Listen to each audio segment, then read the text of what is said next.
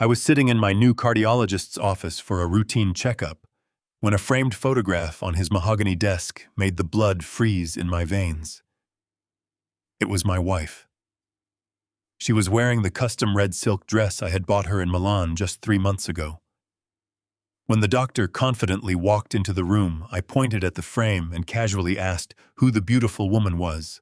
His face lit up with absolute adoration as he told me it was his fiancée, Cindy, who was unfortunately trapped in a miserable marriage with a dying billionaire. He smiled and said they were just waiting for his heart to finally give out. My own heart did not stop in that moment. Instead, it turned to ice. Before I tell you how I dismantled their perfect little murder plot, please let me know where you are watching from in the comments below. Hit the like button and subscribe if you believe that betrayal should always be met with absolute calculated justice. I am Victor Harrison. I am 70 years old, and I have spent the last 4 decades building a logistics and commercial real estate empire right here in Chicago. I did not inherit a single dime. I built an $80 million fortune through sheer willpower, sleepless nights, and an instinct for reading people that has never failed me. At my age, you learn to see the world exactly as it is, stripped of all its pretty illusions. You learn to recognize the hungry look in a competitor's eyes. You learn to spot a bad deal from a mile away. But the one place a man never expects to be negotiating for his life is inside his own home. Or in this case, inside the pristine, sterile office of a highly recommended medical professional. My wife, Cynthia, had booked this appointment for me. Cynthia is 52, elegantly beautiful, and has been my second wife for the past 20 years. Recently, I had been experiencing some mild arrhythmias, nothing overly serious for a man of my age who has carried the stress of a massive corporation, but enough to warrant attention. Cynthia had been incredibly insistent. She researched the best specialists in the city, fretting over my health with a devotion that warmed my aging heart. She found Dr. Miles Preston. He was 48, flashy, and carried a reputation as a miracle worker for Chicago's elite. My executive assistant booked the appointment under my initials V. Harrison, a standard security protocol to avoid unnecessary press or preferential bias. The office was exactly what you would expect from a high society doctor. Floor-to-ceiling windows overlooking the magnificent Miles sleek leather chairs, and a massive mahogany desk free of any medical clutter. I was sitting in one of those leather chairs waiting for the doctor to review my chart, when my eyes drifted to a silver picture frame angled slightly toward the doctor's chair. At first, I thought my eyes were playing tricks on me. I leaned forward, squinting slightly. The woman in the photograph was laughing, her head thrown back in a moment of pure, unadulterated joy. Her blonde hair cascaded perfectly over her bare shoulders. But it was the dress that locked my lungs. It was a brilliant, fiery red silk dress with a distinct asymmetrical neckline. You do not forget a dress like that. You especially do not forget it when you personally paid a master tailor in Milan $15,000 to custom fit it to your wife's exact measurements just 3 short months ago. I remembered zipping her into that exact dress in our hotel suite, kissing her neck, and telling her she was the most beautiful woman in Italy. Yet here she was, immortalized in silver, sitting proudly on the desk of a man I had never met. My mind raced, attempting to process the cognitive dissonance. Was it a coincidence, a stock photo numb?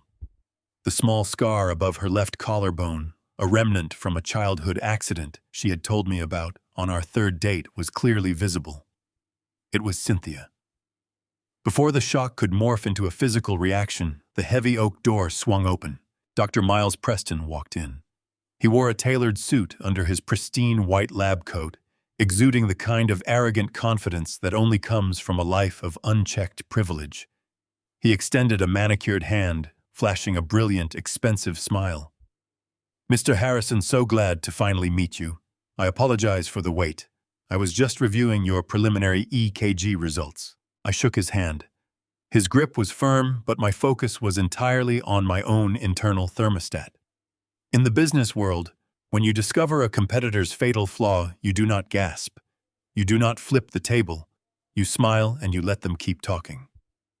"Not a problem at all, doctor. I replied, keeping my voice smooth and perfectly measured. I gestured casually toward the silver frame on his desk. I was just admiring the photograph. That is a beautiful woman. Your fiancée. Dr. Miles chuckled a soft, affectionate sound that sent a fresh wave of cold fury through my veins. He walked behind his desk, glancing down at the photo with a look of absolute devotion. She is, actually, he said, his voice softening. Her name is Cindy, the absolute love of my life. Cindy. Cynthia. She had not even bothered to stray far from her real name. Congratulations, I said, leaning back comfortably in my chair, playing the role of a harmless, friendly older gentleman making small talk. You must be very happy. When is the big day? Miles sighed, adjusting his stethoscope around his neck. A shadow of frustration crossed his perfectly tanned face. Well, that is a bit complicated at the moment. We are waiting. Cindy is currently trapped in a rather nightmare of a marriage. Oh. I raised a brow, feigning mild, polite curiosity. That is a shame. Why doesn't she just leave? Miles leaned against his desk, crossing his arms. He seemed eager to brag, eager to share the tragic romance of his life with a stranger who he thought was just another anonymous patient. Her husband is a tyrannical, ancient billionaire, very controlling, very possessive. He would drag her through court for years and leave her with nothing if she tried to divorce him. But between you and me, he leaned in slightly, lowering his voice in a conspiratorial tone. His heart is failing. He doesn't have much time left. We are just waiting it out. Once nature takes its course, she will finally be free. The room seemed to shrink. The silence stretched for a fraction of a second, but in my mind, it lasted an eternity. A tyrannical ancient billionaire, a failing heart. They were just waiting it out. He did not know who I was. Cynthia must have used the alias Cindy Thorne, her maiden name, and kept my identity completely hidden from him. To Dr. Miles Preston. I was just V. Harrison, an older man with some minor cardiac complaints. He was entirely unaware that the ancient billionaire he was waiting to die was sitting less than 3 feet away, staring right into his eyes. Well, I said softly, my tone completely devoid of the violence building in my chest. I suppose patience is a virtue. I hope things work out exactly as they are meant to for you and Cindy. Thank you, Mr. Harrison. I appreciate that. He smiled, oblivious to the predator sitting across from him. He then picked up a sleek pen and turned his attention to my medical file. Now let us talk about you. Your EKG shows some mild irregularities. Nothing we cannot manage, but given your age, we need to be proactive. He opened a drawer and pulled out a small amber prescription bottle, sliding it across the polished wood toward me. I am prescribing a new medication for you. Miles continued, his tone shifting back to professional medical authority. It is highly effective for regulating arrhythmias like yours. I want you to take 1 pill every morning. It should stabilize your heart rate and prevent any sudden stress on your cardiovascular system. I picked up the amber bottle. It felt heavy in my hand. I looked at the neatly typed label with my name on it. Then I looked back at the photograph of my wife in the red Milanese dress. This was not just a prescription. This was the murder weapon.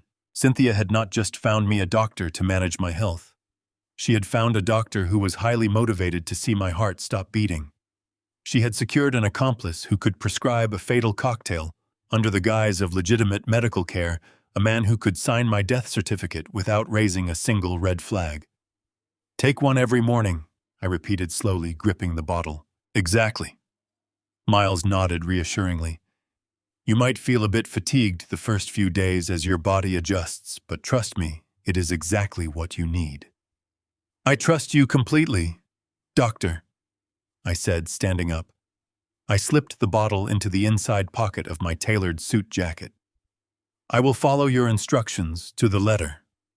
Excellent. We will schedule a follow-up in a month to see how you are progressing. I look forward to it, I replied. I turned and walked out of the office, my posture perfectly straight, my pace steady. I did not run. I did not confront him. I stepped into the private elevator and pressed the button for the lobby. As the steel doors closed, sealing me in the quiet descent, the civilized, loving husband I had been for 20 years quietly died. In his place stood the man who had ruthlessly conquered the Chicago real estate market. My enemies were no longer in boardrooms. They were in my bed, and they were holding my prescription pad. They thought they were dealing with a clueless, dying old man. They had absolutely no idea the kind of war they had just started. The ride back to my penthouse overlooking Lake Michigan gave me 30 minutes to cage the fury burning inside my chest. I had spent my entire life evaluating risks, neutralizing threats, and acquiring assets. My home was supposed to be my sanctuary. Instead, I was walking back into a viper's nest. When the private elevator doors opened directly into our foyer, the scent of expensive lilies and Cynthia's signature perfume greeted me. She was standing by the floor-to-ceiling windows in the living room arranging a bouquet. She wore a pristine white blouse and cashmere trousers, the very picture of a devoted, elegant wife. I walked toward her, leaning slightly on my cane to maintain the illusion of the fragile old man she and her doctor so desperately wanted me to be. "Victor, darling," she cooed, walking over to kiss my cheek. Her lips felt like ice against my skin. "How was the appointment with Dr. Preston? I have been worried sick all morning." I offered a tired, appreciative smile, gently patting her hand. "He was excellent, Cynthia. Very thorough. He said my heart needs careful management, but he prescribed a new medication that should fix these little episodes." I reached into my jacket pocket, pulled out the amber bottle, and placed it on the marble kitchen island. "He seems very confident in this treatment." Cynthia's eyes darted to the bottle. It was a microscopic movement, a barely perceptible flicker of triumph, but I saw it. I had spent 40 years reading the micro-expressions of ruthless executives across negotiation tables. That look was greed. Pure, unadulterated greed. "Oh, thank goodness," she sighed, placing a comforting hand on my chest, right over the heart chart she was plotting to stop. "I just want you to be healthy and around for a very long time." I looked at her, truly looked at her, and decided to test the waters. "You know, seeing the doctor today reminded me of our trip to Milan. We walked so much that day. Do you remember that custom red silk dress I bought you, the one with the asymmetrical neckline? I have not seen you wear it in months. You should put it on for dinner tonight to celebrate my good health." Cynthia did not miss a single beat. Her heart rate did not elevate. Her breathing remained steady. She just smiled, a gentle, almost apologetic curve of her lips. "Oh, darling, I donated it to the charity auction last month," she said smoothly, pouring me a glass of sparkling water. "Do you not remember? It was just a bit too flashy for my taste these days. Besides, the auction raised so much money for the children's hospital. I thought you would be proud." It was a masterful lie. Flawless. Plausible. Delivered with the perfect amount of altruistic charm to make me feel guilty for even asking. If I had not seen that exact dress draped over her shoulders in a silver frame on her lover's desk just an hour ago, I would have believed her. I took the glass of water from her hand, marveling at the monster I had married. "Of course," I replied, taking a slow sip. "You always were so generous." "Always," she whispered, handing me the amber bottle. "Now, did the doctor say you should take this immediately? We should not delay your treatment." "He said 1 pill every morning," I answered, "but he suggested I start right away." I opened the bottle.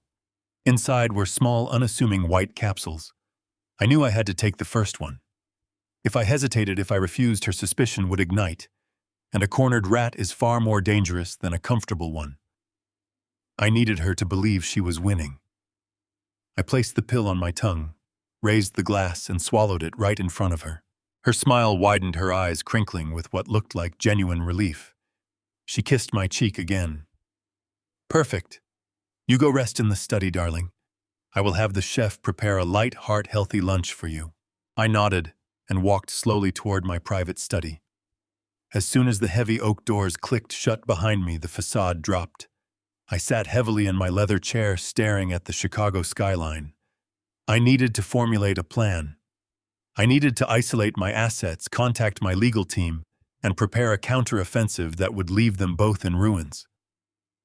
But before I could even open my secure laptop, the physical toll of that single white capsule hit me like a freight train. It started as a dull, localized ache directly behind my sternum. Within 20 minutes, that ache blossomed into a sharp, suffocating pressure. I gripped the armrests of my chair, my knuckles turning white. The room began to spin, the edges of my vision blurring into a hazy, disorienting gray. A cold sweat broke out across my forehead, soaking my collar. This was not a placebo. This was not a minor adverse reaction.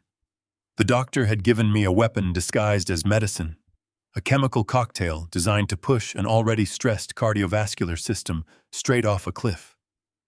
My left arm went entirely numb, a terrifying heavy deadness that radiated from my shoulder down to my fingertips. My breathing became shallow and rapid. Every inhale felt like drawing broken glass into my lungs. I tried to stand to reach the hidden intercom under my desk that connected directly to my private security team, but my legs buckled.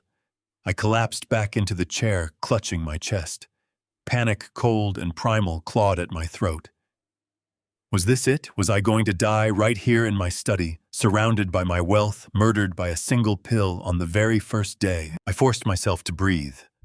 In and out. Slow and measured. I refused to let Cynthia win this easily. I refused to give Dr. Miles Preston the satisfaction of signing my death certificate today. I dragged myself toward the lower drawer of my desk, my fingers fumbling with the biometric lock. Inside was a hidden compartment containing emergency medical supplies, including a potent vasodilator my previous actual doctor had given me for severe angina attacks. With trembling, unresponsive fingers, I managed to snap the small vial open. I placed the emergency pill under my tongue and slumped onto the floor, praying it would counteract whatever poison Preston had prescribed. For 10 agonizing minutes, I lay on the Persian rug, staring up at the ornate ceiling of my study, fighting a silent, invisible battle for my own life. Slowly, the crushing weight on my chest began to lift. The numbness in my arm receded to a dull tingle. My vision cleared. The emergency medication was working. I pulled myself up, exhausted, drenched in sweat, but alive. I walked over to the adjoining private bathroom and splashed freezing water on my face. I looked at my reflection in the mirror. I looked old, frail, and exactly like a man on the verge of a massive heart attack. The pill was designed to mimic the exact symptoms of natural heart failure. If I had died, there would be no poison detected on a standard toxicology screen. It would just be another tragic, inevitable end for an elderly billionaire. Cynthia would shed her beautiful, practiced tears at my funeral. She would wear black designer silk instead of red. She would inherit my $80 million empire, and she would spend it with the man who wrote the prescription. I dried my face with a towel. The physical pain in my chest was fading, replaced by a cold, calculating resolve. They had made their move. They had slipped the poison into my home and watched me swallow it. They thought the game was already over. I walked back to my desk and picked up the amber bottle. I dumped the remaining white pills onto the mahogany surface. I needed an independent toxicology report to prove exactly what these were, but I could never take another one. I opened a drawer and retrieved an old bottle of standard vitamin supplements. The capsules were identical in shape, size, and color to Preston's poison. Carefully, methodically, I emptied the toxic pills into a secure plastic evidence bag and refilled the amber bottle with the harmless vitamins. I would take one vitamin every single morning. I would let Cynthia watch me swallow them. I would let her count the decreasing pills in the bottle. I would let her believe that my death was inching closer with every passing day. I needed her to feel perfectly safe, perfectly secure in her imminent victory, because while she was waiting for my heart to stop, I was going to systematically dismantle her entire world. I reached for my secure phone, dialed my private attorney, and prepared to set the trap. The next morning arrived with a suffocating, heavy silence. Though I swapped the toxic capsules for harmless vitamins, the memory of that first pill lingered.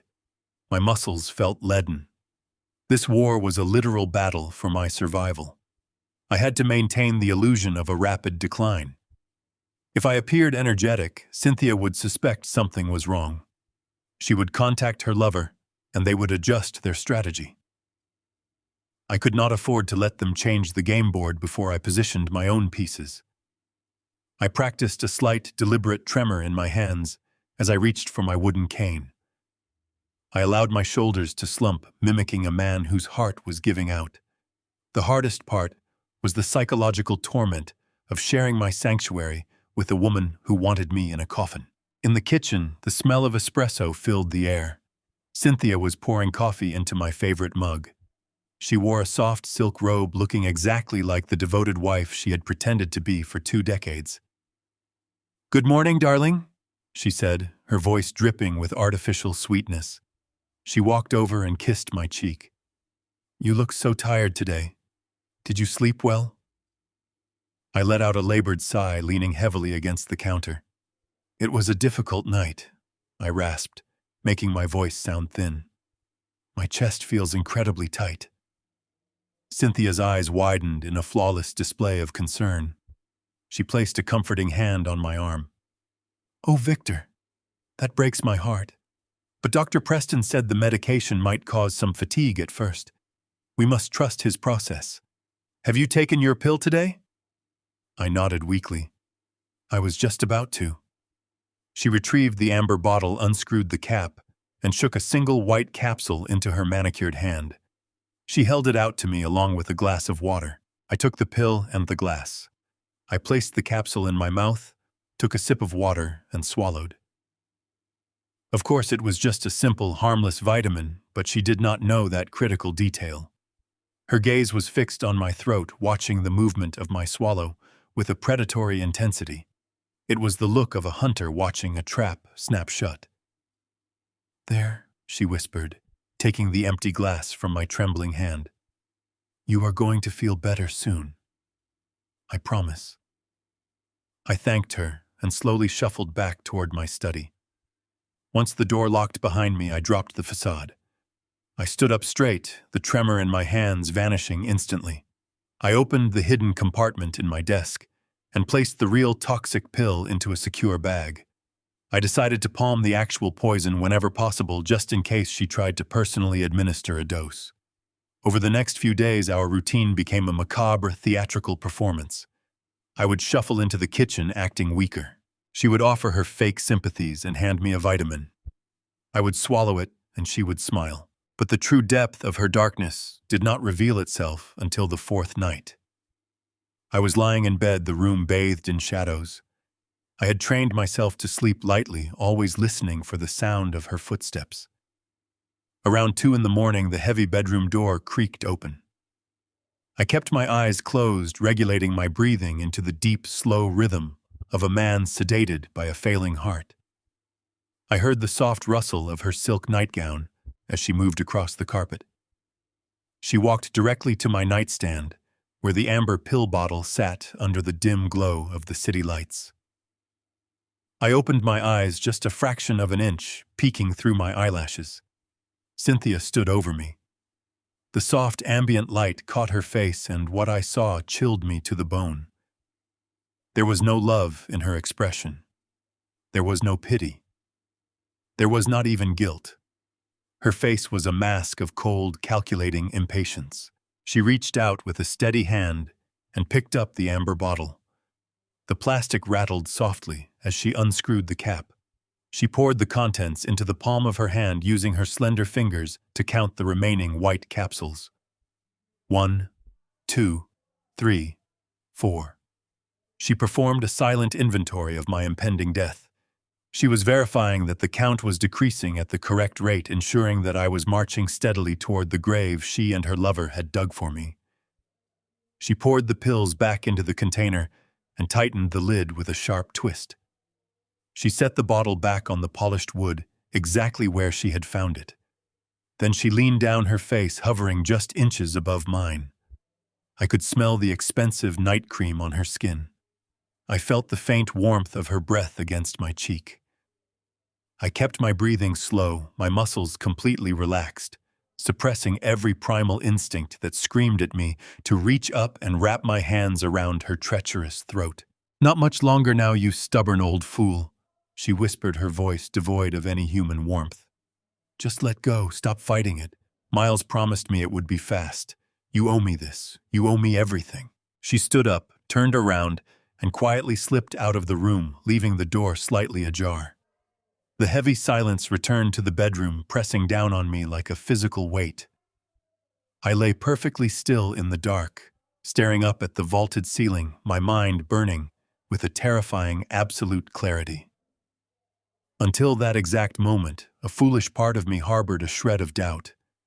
A tiny voice had whispered that perhaps I had misunderstood the photograph, that perhaps the toxic reaction to the first pill had been a tragic medical error, a terrible coincidence. I wanted to believe the woman I had slept next to for 20 years was not capable of premeditated murder, but that tiny hopeful whisper was truly dead now. Cynthia had killed it. She had stood over my vulnerable body and actively wished for my heart to stop.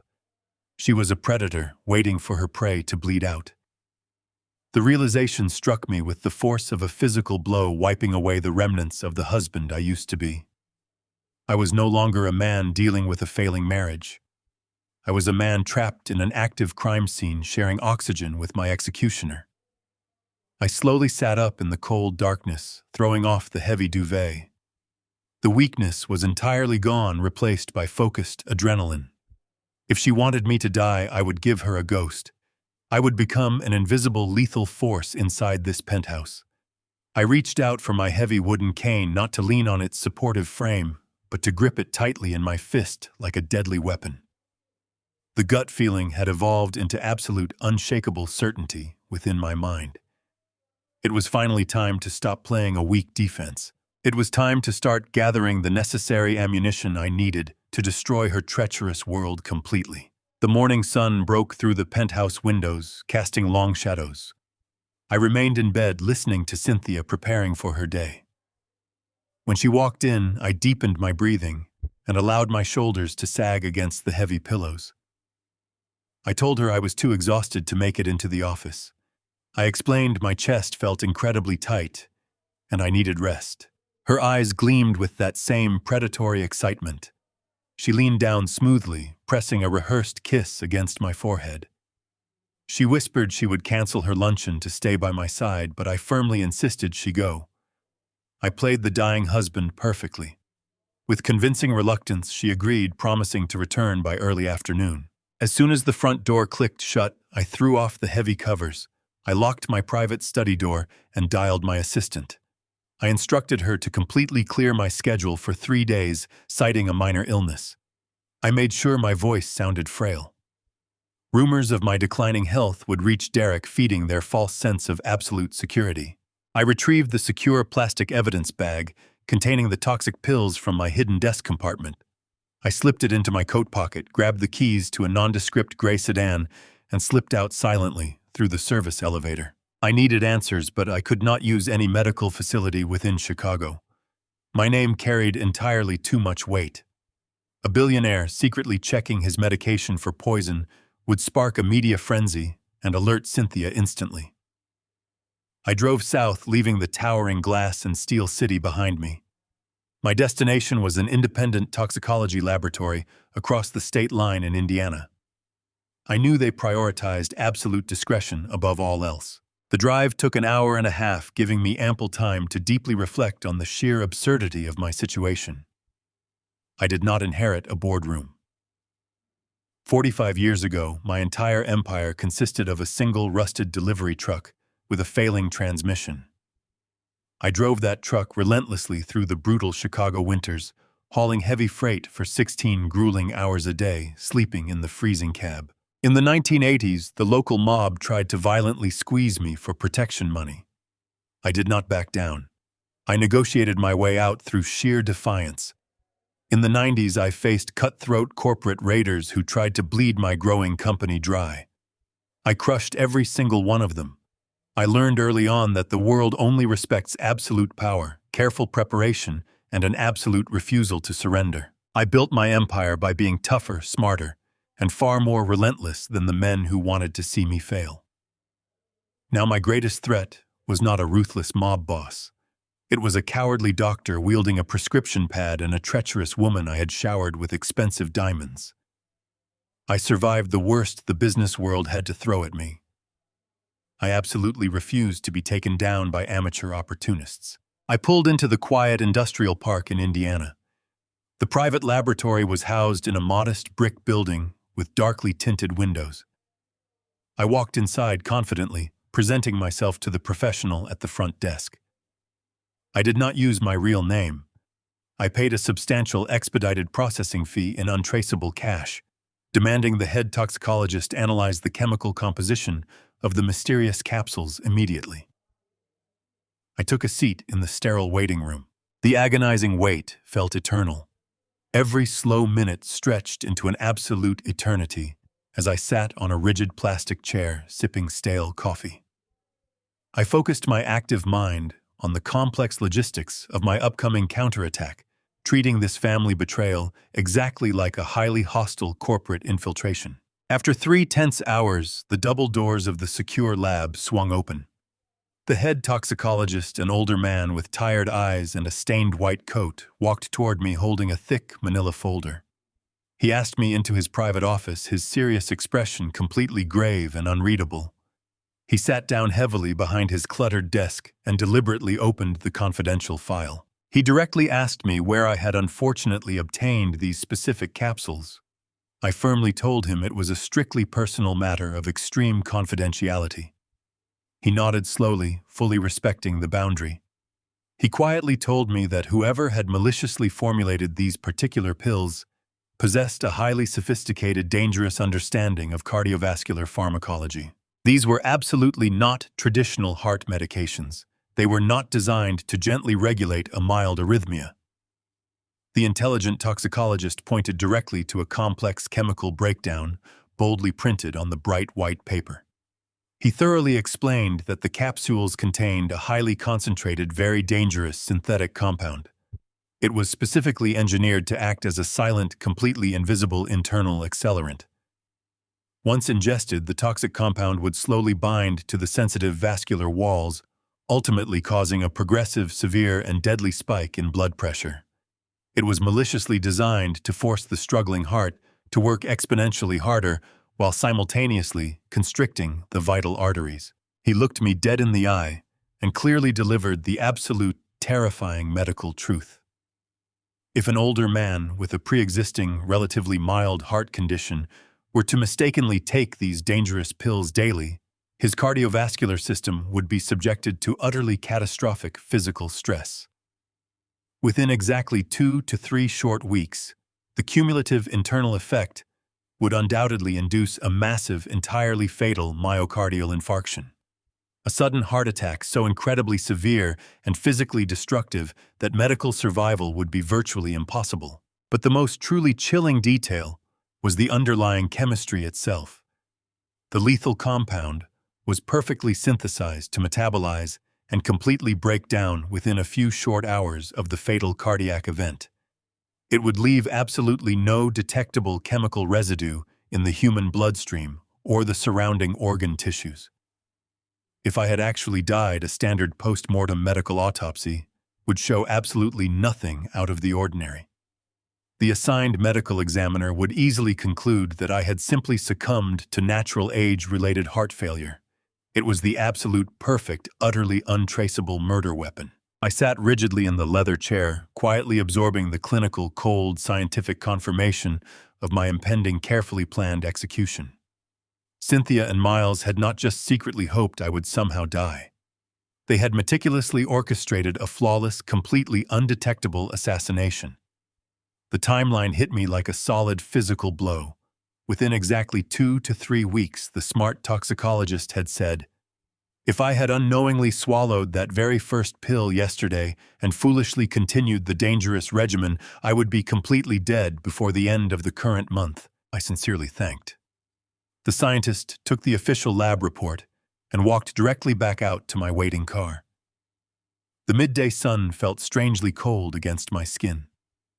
I tossed the thick manila folder onto the empty passenger seat The lingering gut feeling was entirely gone forever. I now physically held the undeniable concrete scientific proof of their treacherous murder plot right in my hands. I was officially a marked man, but they had fundamentally miscalculated their exact timeline. They arrogantly thought I was a fragile, clueless victim, waiting quietly for the bitter end. They did not realize that I had just effectively weaponized their entire conspiracy against them. I started the powerful engine tightly gripping the steering wheel as a cold, deeply calculating fury washed completely over my mind. The defensive phase of this brutal war was officially over. It was time to start setting traps. On the third evening of this newly established surveillance operation, I finally locked myself inside my private study under the pretense of intense, overwhelming fatigue. The heavy, solid oak doors effectively sealed me in complete, comforting silence, away from the constant, watchful eyes of my treacherous wife. I slowly sat down at my massive, custom-built wooden desk and deliberately opened my highly encrypted laptop. The tiny biometric scanner glowed brightly for a brief second, verifying my unique fingerprint, before silently granting me total, unrestricted access to the digital panopticon my private security team had flawlessly installed throughout the penthouse. I took a very slow, incredibly deep breath, mentally bracing my aging mind for the disgusting, painful reality I was about to actively consume.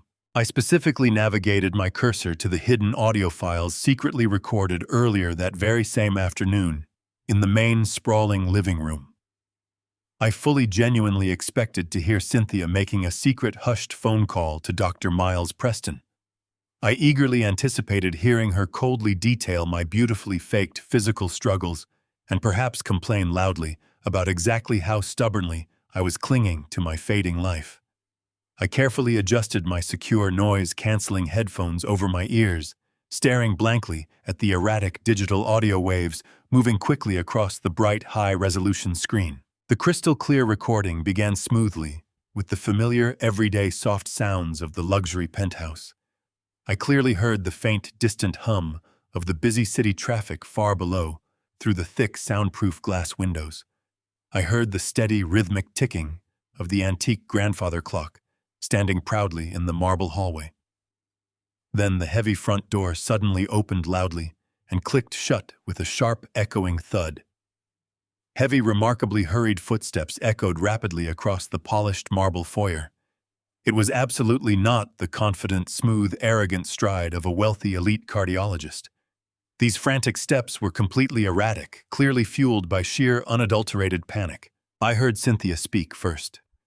Her tone was incredibly sharp, completely devoid of the sweet, sickeningly loving cadence she constantly used whenever she interacted with me.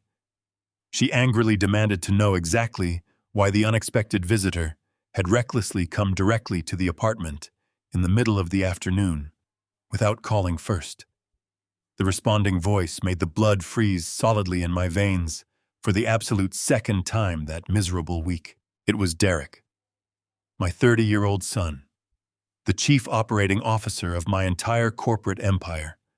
The very boy I had personally raised, extensively educated, and carefully groomed to smoothly inherit every single thing I had spent 40 grueling years building from absolute scratch. His voice was violently trembling, pitched unusually high, with an undeniable, pathetic, sickening desperation. I could distinctly hear him pacing frantically back and forth across the expensive hardwood floor. He completely ignored Cynthia's angry, hushed reprimand and began speaking in a frantic, terrifyingly rushed outburst. "How much longer, Cynthia?" Derek demanded, his words tumbling over each other in sheer terror. "The crypto guys are threatening to break my legs. You said the doctor's pills would work fast." I sat perfectly still in my dark leather chair. My large hands were pressed flat on the smooth desk, pressing down so incredibly hard my aging joints physically ached. My own son intimately knew about the poisoned medication. My own flesh and blood was actively relying on my imminent, agonizingly painful death to quickly cover his massive hidden financial failures. Cynthia replied with a cold, terrifying, sociopathic authority that sent shivers down my spine. "Patience," she hissed at him, her voice dripping with venomous calculation. "If he dies too fast, there's an autopsy. We get $80 million in a month. Just hold off your thugs." The audio file relentlessly continued to play flawlessly, capturing the disgusting, hushed conspiratorial argument between my treacherous wife and my treacherous son. But the sudden roaring ringing in my ears nearly drowned out the rest of their vile words. I very slowly removed the heavy headphones and placed them gently on the desk. I did not yell. I did not violently throw anything across the room. I simply stared straight at the blank white wall, feeling an absolute, crushing, devastating weight violently descend upon my chest. This specific betrayal was infinitely worse than the terrible realization back in the doctor's office. Cynthia was just my second wife. We had shared 20 long years, but she was still essentially an outsider who had grown dangerously, murderously greedy. But Derek was my actual legacy. I had joyfully held him in the hospital delivery room the day he was born. I had patiently taught him how to ride a bicycle in the public park. I had proudly watched him graduate with honors from a prestigious business school, genuinely believing I had successfully raised a strong, highly capable, honorable man. I had officially handed him the operational keys to my massive kingdom, completely trusting him to lead the prosperous company into the next successful generation. Instead, he was absolutely nothing but a weak, pathetic, cowardly parasite. He was entirely willing to stand by and watch me violently choke on a fatal heart attack, just to hastily pay off his illegal underground gambling debts. The sheer magnitude of the catastrophic double betrayal threatened to completely suffocate my normally highly logical mind. They were actively working together. The woman who slept peacefully in my bed, and the boy who proudly carried my last name, had secretly formed a lethal, unbreakable alliance against my life. They viewed my entire existence as nothing more than an inconvenient temporary obstacle standing directly between them and my massive hard-earned bank accounts. The profound, crippling grief I deeply felt for the complete loss of my only son lasted exactly 10 excruciating silent minutes.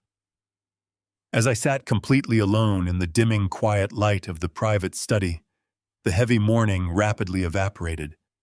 It was instantly replaced by a deep, incredibly dark, and utterly merciless, burning fury. I quickly realized that Derek had not just fundamentally betrayed me as a loving father. He had fundamentally betrayed the entire company I had literally bled to build over 4 decades. His unforgivable actions were a direct insult to everything I stood for. If he was currently millions of dollars in severe debt to violent, dangerous criminals, he was a massive walking liability to the entire corporate structure. He was not just plotting my personal murder. He was actively, recklessly endangering the secure livelihoods of thousands of hard-working, loyal employees who genuinely depended on my business for their families. I aggressively opened a secondary secure digital portal on my laptop.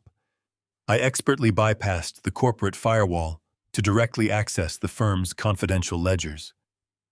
I urgently needed to see exactly how much catastrophic damage my son had already secretly caused behind my back.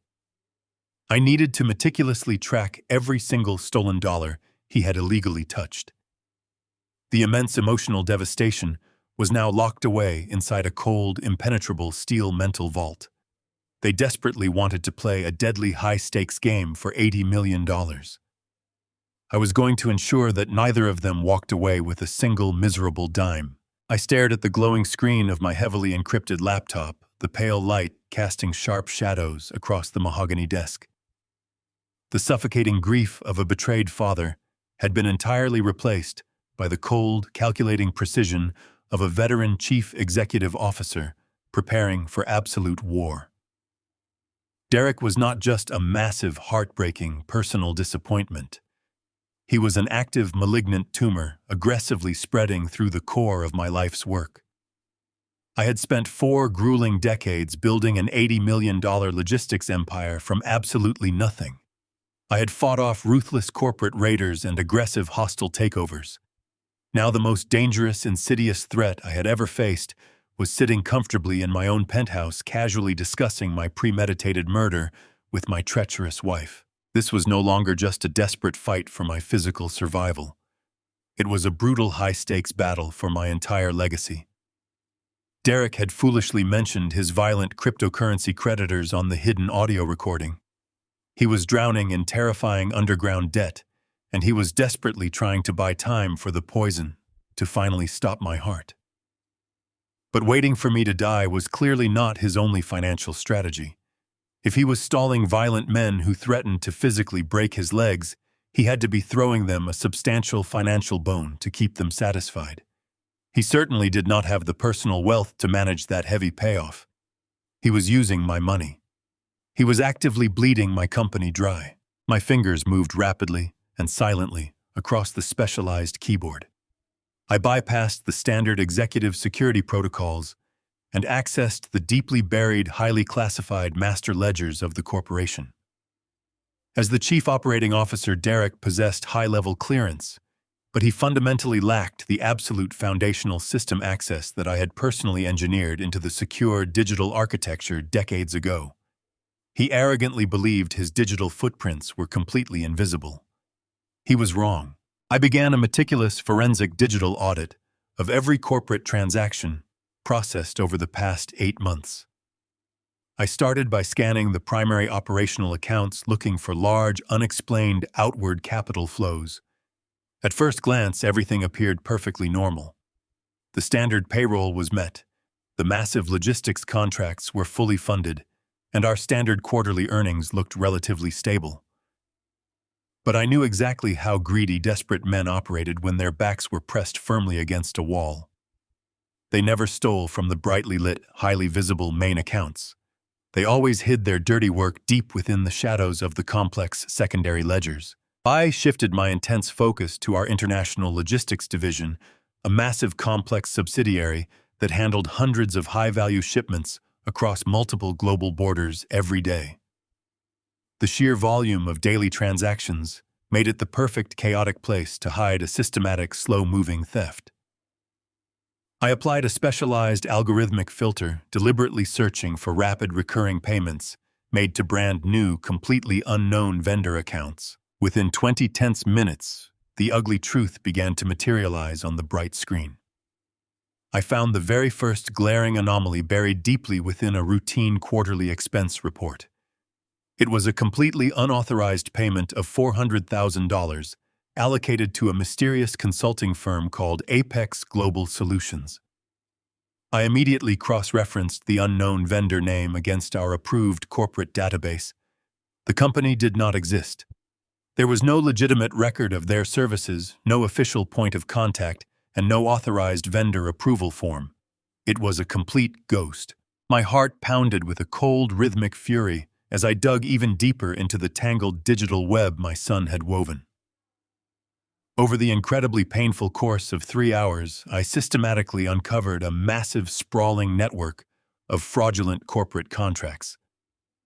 Derek had secretly created 12 different, completely fake shell companies. He had been quietly funneling massive amounts of untraceable corporate capital directly into these invisible offshore accounts for the past 6 months. He was drafting fake invoices for imaginary supply chain optimization studies, non-existent digital security upgrades, and completely fabricated international shipping tariffs. He was ruthlessly signing these ghost contracts, using his immense operational authority, silently bypassing the standard financial review boards by cleverly keeping each individual payment just a few $1,000s below the mandatory executive audit threshold. It was a highly sophisticated, meticulously planned embezzlement operation. He had already stolen nearly $4 million of my hard-earned capital, but $4 million was clearly not enough to permanently satisfy the violent, dangerous underground creditors he had so foolishly entangled himself with.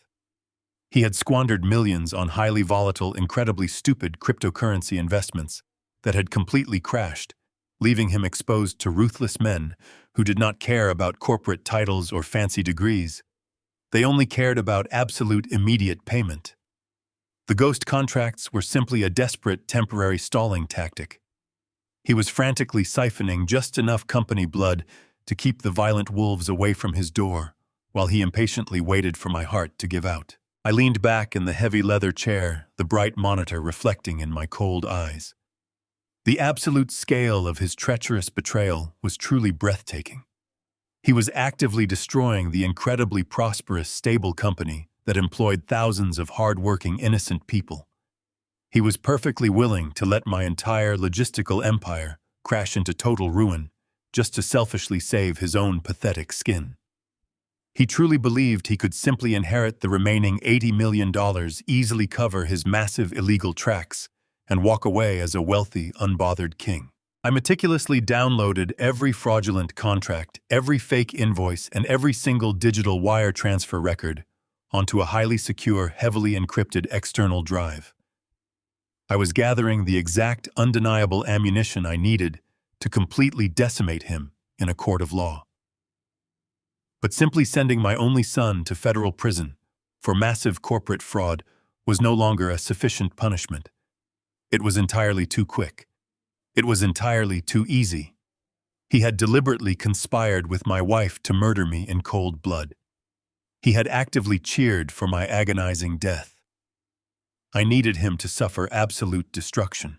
I needed to expertly string him along, making him genuinely believe his incredibly vile, murderous plan was working flawlessly. I had to continue playing the weak, dying old man, coughing pathetically in the living room, while I secretly dismantled his entire life behind the heavy oak doors of my study. I reached back into the secure system and silently placed highly advanced invisible tracking algorithms on every single one of his fraudulent shell accounts.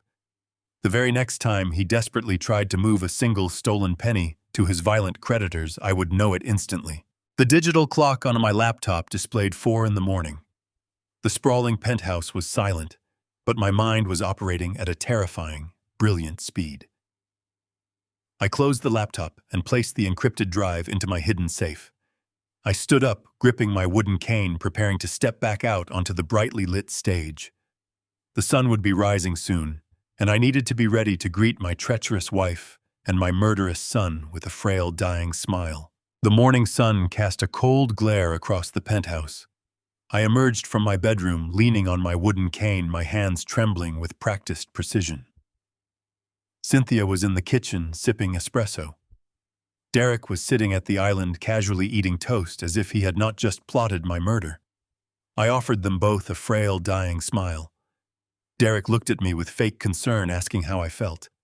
I rasped that my chest was a cage of pain, and I urgently needed to get my affairs in order. I retreated to the living room and dialed Mitchell Crawford. He was my bulldog attorney, a ruthless, brilliant legal mind who had defended my corporate empire for 2 decades. I told him to cancel his appointments and come directly to the penthouse. I said it was a matter of life and death. I needed his secure laptop and a portable printer. While waiting, I reviewed the placement of the hidden audio transmitters the security team had installed. One sat directly above the seating area in my study, perfectly positioned to capture every single syllable spoken. I needed Cynthia and Derek to hear exactly what I was about to do. I needed them to believe their sinister timeline was aligning perfectly with my own terrified paranoia. Mitchell arrived an hour later, carrying his heavy leather briefcase. His sharp eyes took in my weakened posture and the wool blanket draped over my legs. He followed me into the study, closing the heavy oak doors behind us. I did not bother turning on the white noise generator I usually used for legal discussions.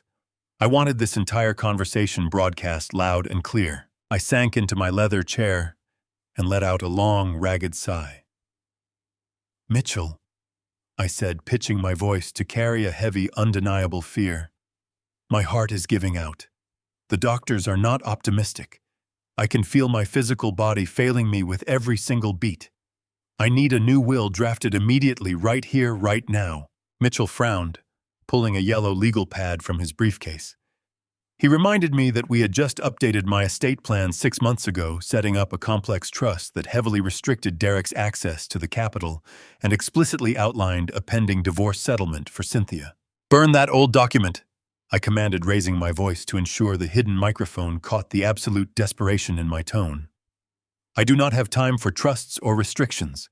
I want them taken care of immediately. Draft a new document. I want 100% of my assets, all corporate voting rights, the logistics empire, the offshore accounts, and this entire real estate portfolio split straight down the middle. Exactly 50% to my devoted wife Cynthia, and exactly 50% to my son Derek. Mitchell stared at me as if I had completely lost my mind. He leaned across the mahogany desk, lowering his voice. He asked me if I was absolutely certain, reminding me of Derek's reckless financial history and Cynthia's highly questionable loyalty. He urged me to carefully reconsider, to protect the vital corporate voting rights, to ensure the company survived my passing. I slammed my fist onto the desk, a sudden burst of manufactured anger, to sell the absolute panic of a dying man. "Do not argue with me, Mitchell," I shouted, my voice cracking perfectly. "I am dying. They are my only family. They are the only ones taking care of me in my final days. I want them to have absolute, unrestricted control the second my heart completely stops. Print the draft right now." Mitchell shook his head slowly, clearly disturbed by my sudden, irrational, emotional state. But he was my attorney, and he respectfully followed my direct orders. He opened his laptop, connected the small portable printer, and began typing rapidly. For 20 minutes, the only sound in the private study was the rapid clicking of his keyboard and my incredibly labored breathing. Finally, the printer whirred to life, spitting out crisp white pages of complex legal jargon that effectively surrendered my entire life's work to the two greedy monsters who actively wanted me dead. Mitchell placed the freshly printed document directly on my desk. He pointed to the signature lines, silently offering me his heavy gold pen. "Leave it," I whispered, slumping back in my chair and closing my eyes, as if the mere act of arguing had completely exhausted my failing heart. "I need to read it over carefully tonight. I need to make sure the language is completely ironclad. You can return tomorrow morning, and I will sign it then in front of a public notary." Mitchell reluctantly packed up his equipment. He gave me a long, sad look, completely convinced he was watching a great man succumb to the terrifying weakness of mortality. I thanked him and asked him to see himself out. The moment the study doors closed behind him, I smoothly sat up straight. The pathetic weakness vanished from my posture. I picked up the stack of papers and placed them perfectly in the center of my dark mahogany desk, ensuring the bold heading detailing the 50% asset split was completely visible. It was the ultimate piece of irresistible bait, perfectly laid out for a pair of starving predators. I quietly walked to my private bathroom, locked the door, and pulled out my encrypted security tablet. I tapped into the hidden camera network, focusing the feed directly on the heavy oak doors of my study. I did not have to wait long. Less than 30 minutes after Mitchell left the penthouse, the study door slowly creaked open. Cynthia slipped into the room, looking over her shoulder to ensure the hallway was empty. She moved with the silent, practiced grace of a seasoned thief. She glided directly toward my desk, her eyes locking instantly onto the crisp white pages of the drafted will. I watched through the high-definition lens as she leaned over the document.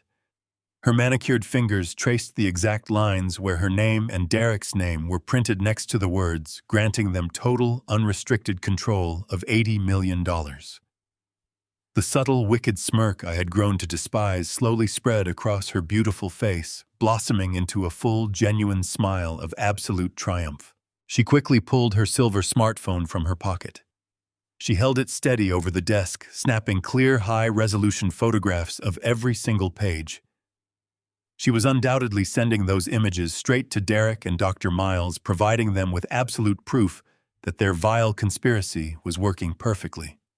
They had successfully terrorized me into handing over the entire kingdom just moments before my expected execution. I watched her slip back out of the study, completely unaware that she had just swallowed a massive hook. They thought they had finally won the war. They thought the massive fortune was already sitting securely in their bank accounts. They would drop their guard now. They would become incredibly arrogant, comfortable, and incredibly careless. And that was exactly when I would strike, tearing their false victory away and burying them under the crushing weight of their monumental greed. I waited quietly in the master bathroom for a full hour before returning to my private study. The heavy oak doors were firmly shut exactly as I had left them. I walked over to the mahogany desk and glanced down at the freshly printed draft of my new will. To the untrained eye, it looked completely untouched. But I had spent 40 years reading human behavior. I could practically feel the toxic residue of Cynthia hovering over the crisp, white pages. She had taken the bait perfectly. I sat down in my leather executive chair and unlocked my secure, encrypted laptop. I brought up the master dashboard for the hidden surveillance web. I fully expected to intercept a celebratory conference call. I assumed she would immediately dial my treacherous son and her murderous cardiologist to boast about their imminent financial victory. I put on my secure noise-canceling headphones, preparing to listen to them gleefully divide my $80 million empire. I located her live video feed. She was pacing back and forth inside her massive custom closet surrounded by designer dresses I had purchased for her. She raised her silver smartphone to her ear. The ringing tone echoed softly through the hidden microphone embedded in the ceiling fixture. A deep, professional male voice answered on the second ring. It was not the familiar, arrogant tone of Dr. Miles Preston. It was certainly not the desperate, panic-stricken voice of my cowardly son, Derek. "Gregory speaking," the man said smoothly. I recognized the voice instantly. Gregory Harrison was a notoriously ruthless, highly aggressive private attorney who specialized in hostile asset recovery and high-conflict divorces. He was a legal mercenary, a man who destroyed lives for a hefty retainer. "Gregory, it is Cynthia," she said, her voice dropping to a low, conspiratorial whisper. The old fool just had a complete breakdown. He brought his bulldog attorney to the penthouse an hour ago. He completely rewrote the estate plan. He left exactly 50% of everything to me and 50% to Derek. He even included full corporate voting rights. Gregory let out a low, satisfied chuckle. "That is excellent news, Cynthia. The new draft makes our next legal maneuver significantly easier. How long until his cardiovascular system finally gives out?" 2 weeks, maybe 3, Cynthia replied coldly. "He looks terrible. The synthetic compound is working exactly as Miles promised, but we need to finalize our secondary strategy. I refuse to share a single miserable dime of that $80 million with a pathetic degenerate like Derek." I sat completely frozen in my study, the breath catching sharply in my throat. I had believed Cynthia and Derek were solid co-conspirators, unified by their shared greed. I was wrong.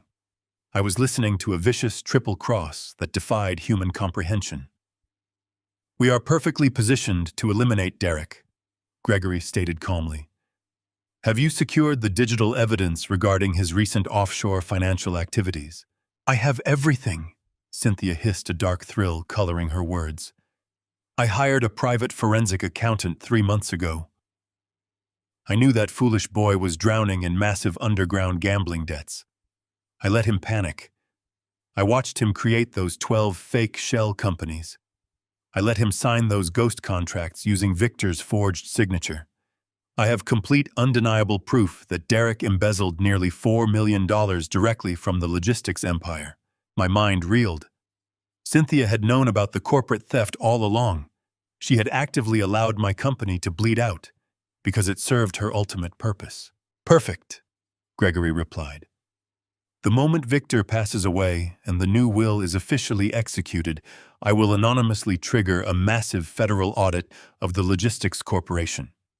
We will hand the entire file over to the federal authorities. Derek will be instantly indicted for massive corporate fraud, embezzlement, and money laundering. He will be facing 20 years in federal prison. To secure a plea deal, he will be forced to forfeit his entire 50% inheritance back to the primary estate. You will absorb his entire share legally and cleanly." Cynthia laughed softly, a terrifying sound that echoed clearly through my headphones. "He is such a stupid, arrogant boy. He actually thinks we are partners. He actually thinks I am going to help him pay off his violent cryptocurrency thugs, let him rot in a federal cell." I closed my eyes, absorbing the sheer sociopathic magnitude of her dark ambition. But she was not finished. The deep web of her betrayal extended much further than my son. "And what about the good doctor?" Gregory asked, his tone shifting to a strictly analytical register. Miles Preston is a significant loose end. He knows the exact synthetic compound used to stop Victor's heart. He formulated the poison. He could easily blackmail you for millions over the next decade. Have you secured the leverage to permanently neutralize him? Cynthia's voice hardened into absolute freezing steel. Miles is a lovesick, completely spineless idiot. He thinks we are going to run away to the French Riviera and spend the rest of our lives together. He has absolutely no idea what is coming for him. Do you have the physical evidence? Gregory pressed. I kept everything, she replied triumphantly. I kept the original handwritten prescription pads he used to authorize the toxic capsules. I kept the encrypted text messages where he detailed the chemical breakdown of the compound. I even have a secret audio recording of him admitting that the medication would artificially induce a fatal myocardial infarction without leaving any chemical trace during a standard autopsy. I gripped the armrests of my chair, my knuckles turning bright white. She had meticulously documented the entire murder plot, creating a perfect, undeniable paper trail of guilt that pointed exclusively to her own lover. The moment Victor is buried, I will act the part of the devastated, suspicious widow. Cynthia continued, her voice dripping with cruel excitement.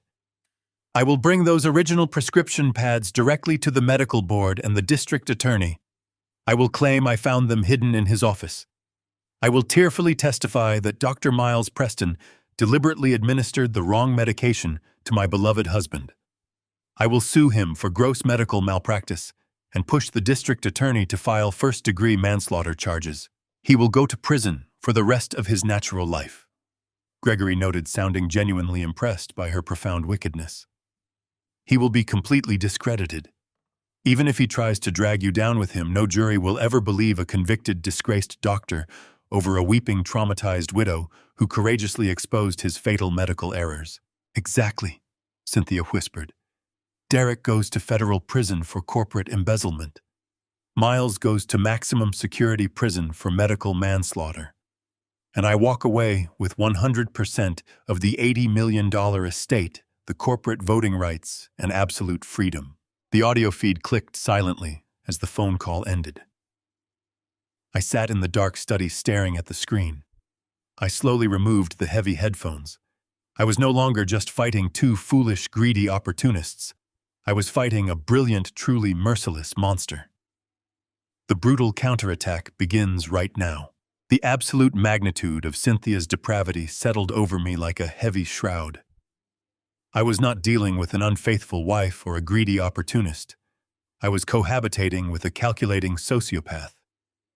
She had manipulated my cowardly son into committing massive corporate fraud, only to construct a tailored federal cage to lock him inside.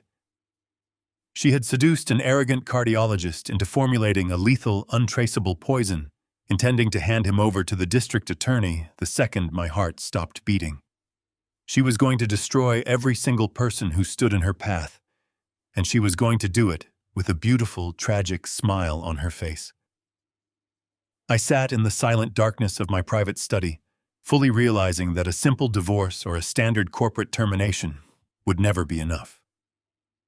I needed to engineer a catastrophic, inescapable collision of all her carefully laid plans. I needed to trap all three of them in the exact same room and let the heavy doors of justice slam shut permanently.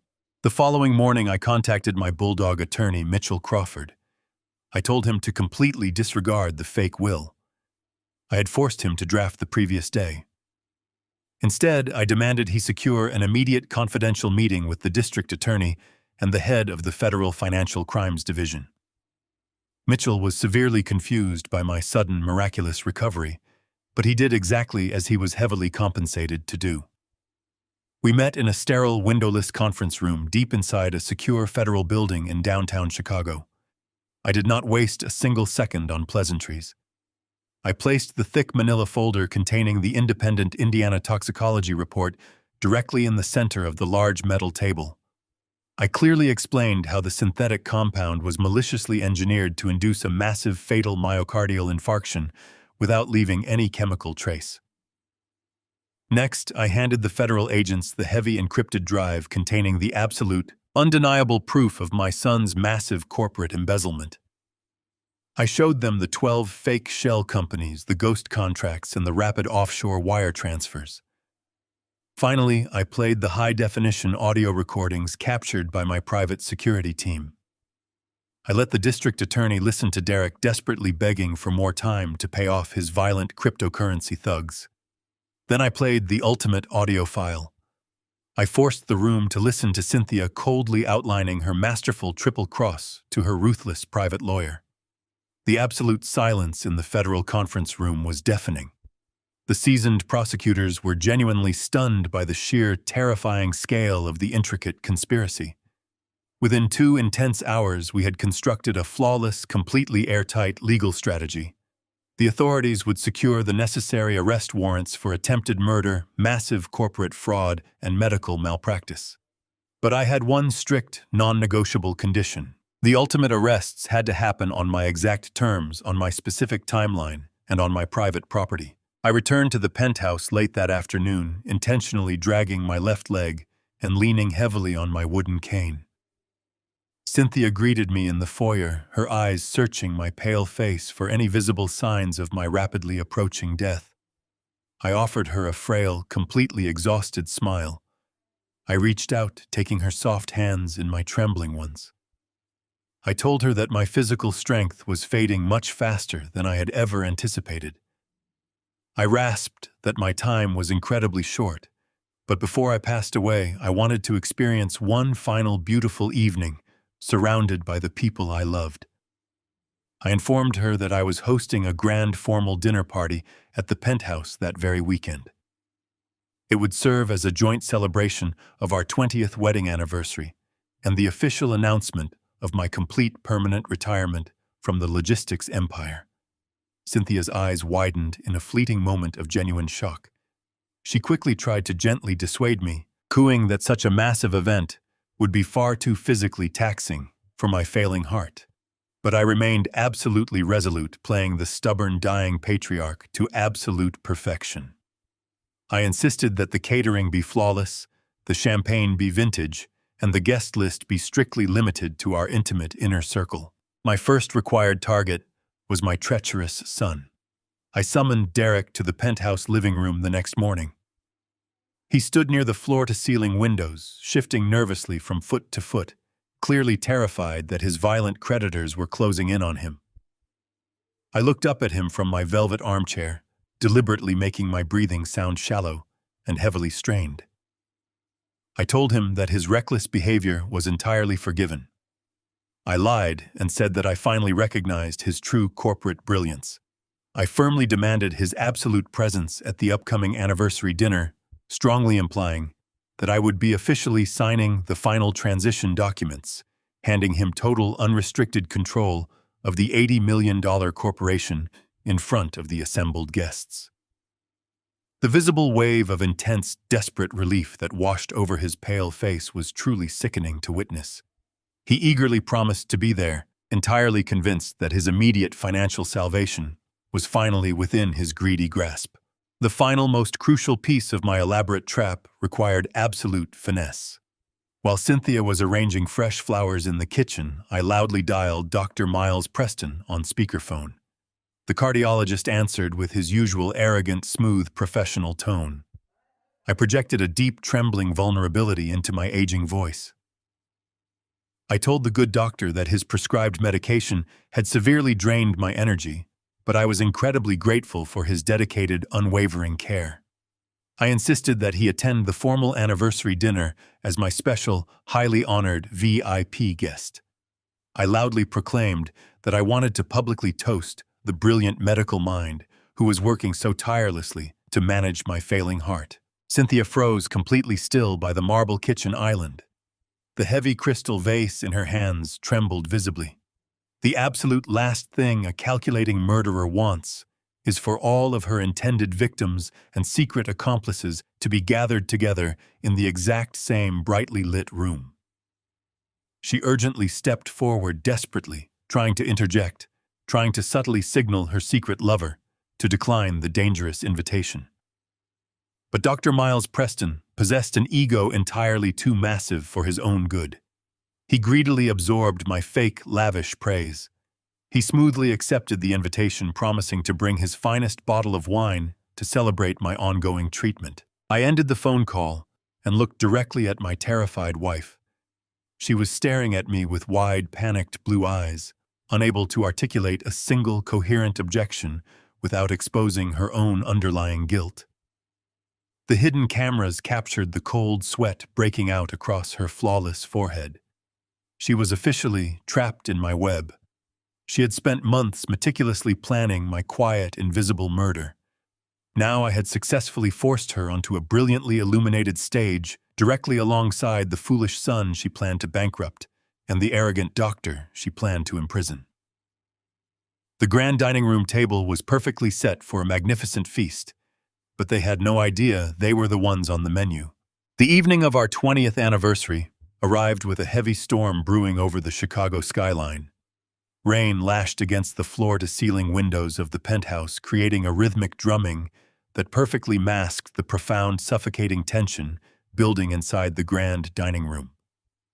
The mahogany table was set with our finest crystal and polished silver gleaming under the warm glow of the custom chandeliers. I knew those same chandeliers were currently broadcasting every single sound directly to a secure digital server monitored by federal agents. I stood in the marble foyer waiting for my honored guests to arrive. I had dressed in a sharply tailored dark charcoal suit. For the first time in 3 weeks, I did not lean on my heavy wooden cane. I left it resting against the wall, a discarded prop from a play that was rapidly coming to its final act. Cynthia emerged from the master suite wearing a stunning floor-length emerald gown. She had adorned herself with the diamond necklace I had purchased for her in Paris 10 years ago. She was the absolute picture of a loving, radiant hostess, completely oblivious to the federal trap closing tightly around her. She paused when she saw me standing tall and completely unsupported. A brief flicker of genuine confusion crossed her beautiful face. I smiled warmly and offered my arm, telling her that the excitement of the evening had miraculously given me a sudden burst of energy. She masked her unease with a tight smile, linking her arm through mine just as the private elevator doors chimed open. My son Derek was the first to step into the foyer. He looked like a man walking directly toward an execution squad. His expensive tuxedo hung loosely on his frame, his face pale and shining with a thin layer of cold sweat.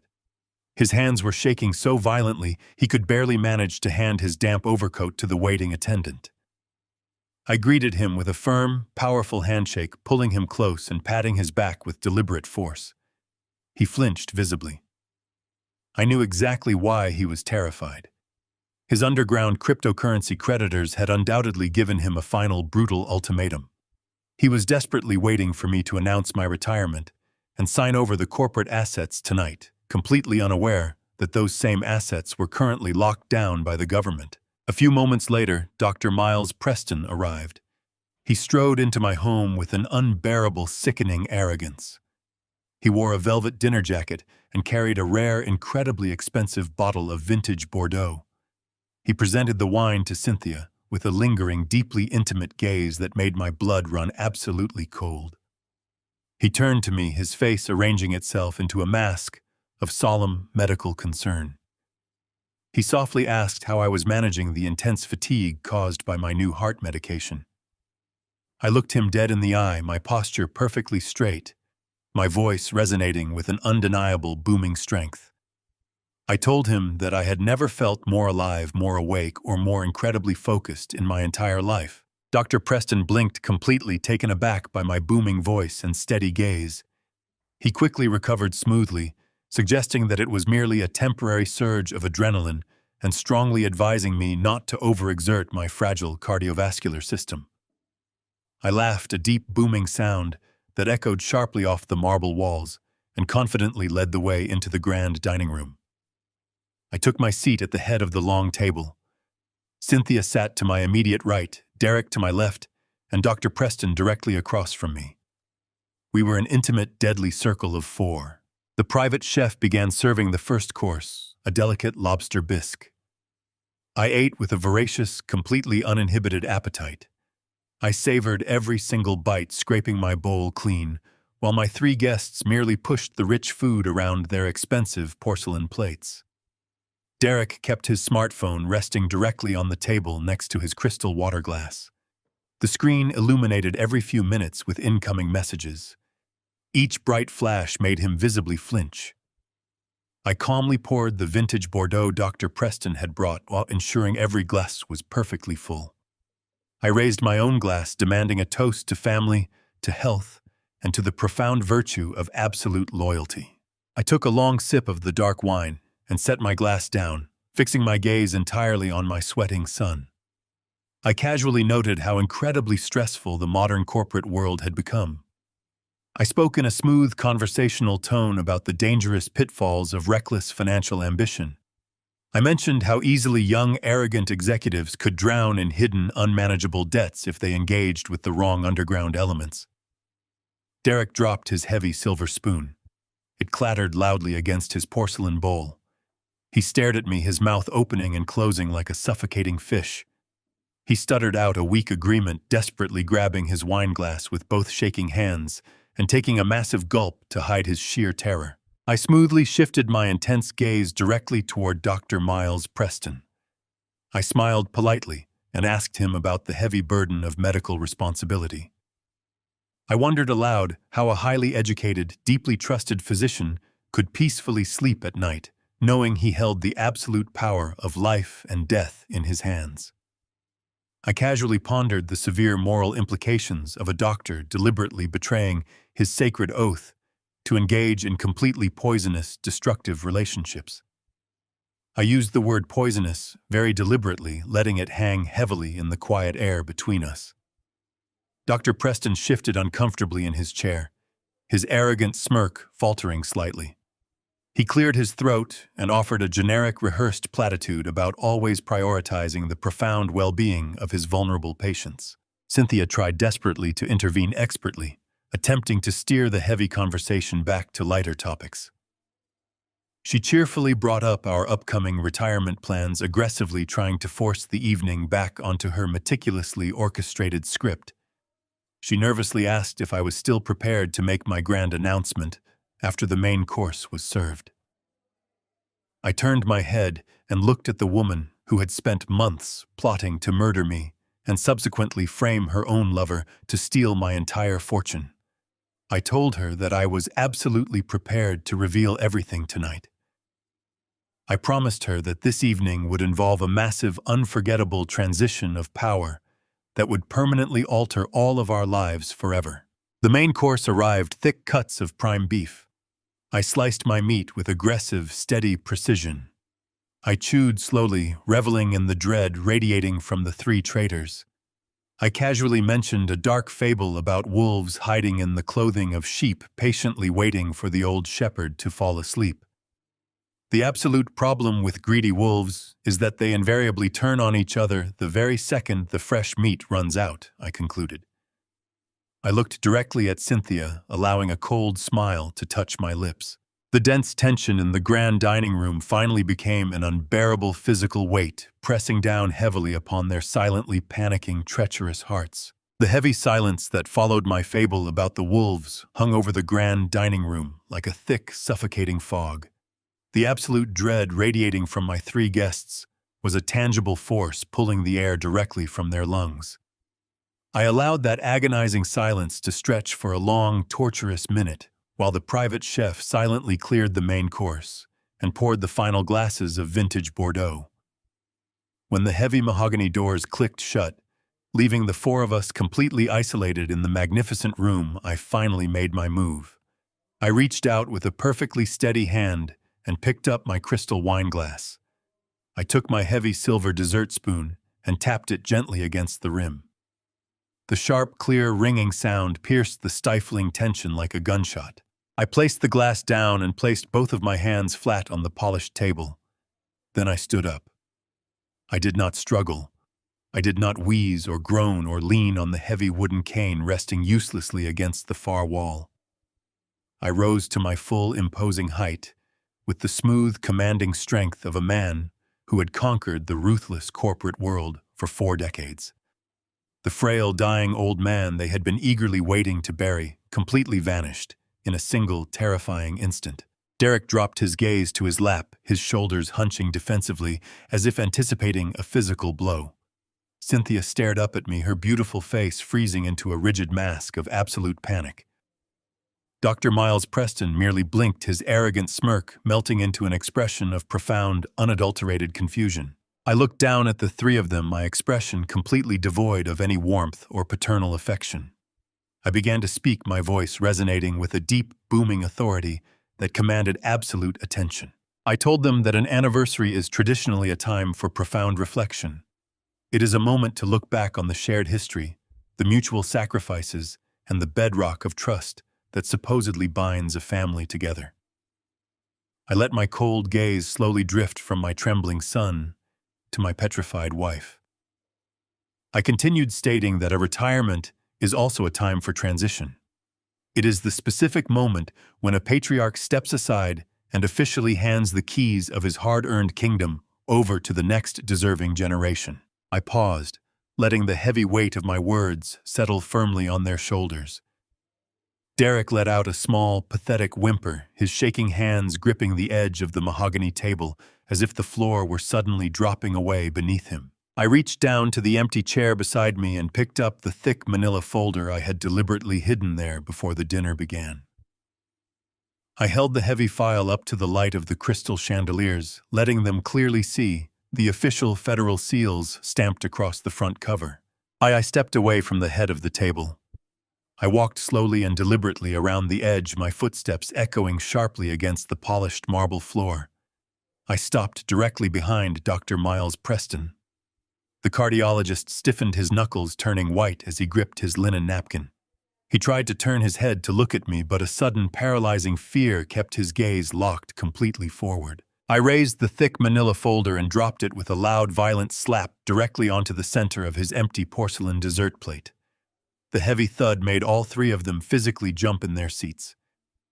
I leaned down, placing my hands on the high back of his chair, bringing my face right next to his sweating ear. "Dr. Preston," I whispered, my voice dripping with absolute freezing venom.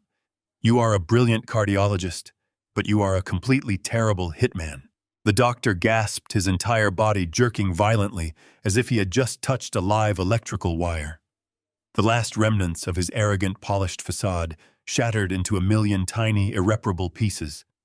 All the color instantly drained from his face, leaving his skin a sickly, terrifying shade of ashen gray. His chest began to heave with rapid, shallow breaths as his panic-stricken eyes darted frantically around the room. He slowly turned his head, looking past my imposing frame, and fixed a stare of absolute, unadulterated horror directly onto Cynthia. He was desperately seeking reassurance from the woman who had seduced him into this murderous conspiracy. He wanted her to tell him that this was just a terrible misunderstanding, a sick joke played by a paranoid old man. But Cynthia could not help him. She was staring at the thick folder on his plate, her blue eyes wide with a terrifying realization. She knew exactly what I had discovered. I stood up straight, commanding the room once again. I gestured toward the folder sitting in front of the trembling cardiologist. I loudly announced that the document contained the comprehensive results of an independent, highly classified toxicology screen conducted in Indiana just 3 weeks ago. I detailed how the report flawlessly isolated the synthetic, untraceable compound he had secretly formulated to artificially induce a fatal myocardial infarction. I watched the absolute terror consume him as I casually recited the exact chemical breakdown of the poison he had so arrogantly assumed would never be discovered. Miles Preston began to shake uncontrollably. He tried to speak, but his throat was completely dry. He stammered out a pathetic, broken denial, claiming that I was completely insane, that he had only ever prescribed standard, highly regulated heart medication to manage my deteriorating condition. I laughed, a harsh, unforgiving sound that offered no mercy. I told him that his pathetic lies were entirely useless now. I revealed that I possessed the high-definition audio recordings of the secret phone calls where his beloved Cynthia had coldly outlined the entire murder plot to her private attorney. I watched the devastating realization hit the doctor with the crushing force of a freight train. I slowly explained that Cynthia had never intended to run away to the French Riviera with him. I told him that she had deliberately kept his original handwritten prescription pads and the encrypted text messages detailing the poison. I announced to the entire table that her ultimate plan was to play the grieving, devastated widow, handing all of his incredibly damning evidence directly over to the district attorney the second my heart finally stopped beating. She was going to successfully sue him for gross medical malpractice and personally ensure he was convicted of first-degree manslaughter just to silence him forever. Miles Preston let out a choked, devastated sob. The sheer magnitude of Cynthia's profound sociopathic betrayal broke his spirit completely. He slumped forward in his chair, burying his sweating face in his shaking hands. The brilliant cardiologist who had arrogantly plotted to end my life was now nothing but a pathetic, sobbing mess. He fully realized his entire future was completely destroyed by the very woman he loved. The grand dinner party had officially become an absolute slaughter. The trap was perfectly sprung, and there was no escape. I smiled coldly, finally bringing justice to this treacherous room. Before Cynthia could even attempt to open her mouth to articulate a single frantic defense, I reached down and retrieved the second thick manila folder from the empty chair beside me. I walked around the edge of the polished mahogany table, my slow footsteps echoing like the heavy ticking of a lethal countdown clock. I stopped directly behind my sweating, trembling son. I slammed the heavy file down onto his porcelain plate, shattering the delicate crystal water glass resting right next to it. Derek flinched violently, covering his head with his shaking arms, as if he expected the heavy ceiling to physically collapse on top of his miserable, guilty shoulders. "And you, Derek," I said, my voice dropping to a low, terrifying rumble that vibrated intensely through the grand dining room. $4 million in underground cryptocurrency debt. You were actively embezzling massive amounts of capital from my firm through 12 completely fabricated offshore shell companies, just desperately trying to buy enough precious time while you waited for this pathetic cardiologist to finally stop my heart. Derek let out a pathetic, suffocated gasp. He stared blankly at the highly detailed financial ledgers spilling out across his dinner plate, exposing every single fraudulent wire transfer he had ever authorized. His face instantly turned a sickly, translucent shade of white. He looked up at me with tears streaming down his cheeks, opening his mouth to beg for a mercy he absolutely did not deserve. I immediately raised my hand, silencing his pathetic whimpers with a single commanding gesture. "Do not dare insult my intelligence by begging," I ordered coldly. "You sold your own father's life to quickly pay off violent street thugs. You thought you were incredibly clever, secretly aligning yourself with your manipulative stepmother to comfortably inherit my logistical empire. But you are nothing but a foolish, incredibly naive pawn in a much darker game." I turned my attention back to the head of the table, focusing my absolute burning fury entirely on my beautiful, treacherous wife. Cynthia was tightly gripping the edge of the long table, her knuckles stark white, her breathing becoming shallow and highly erratic.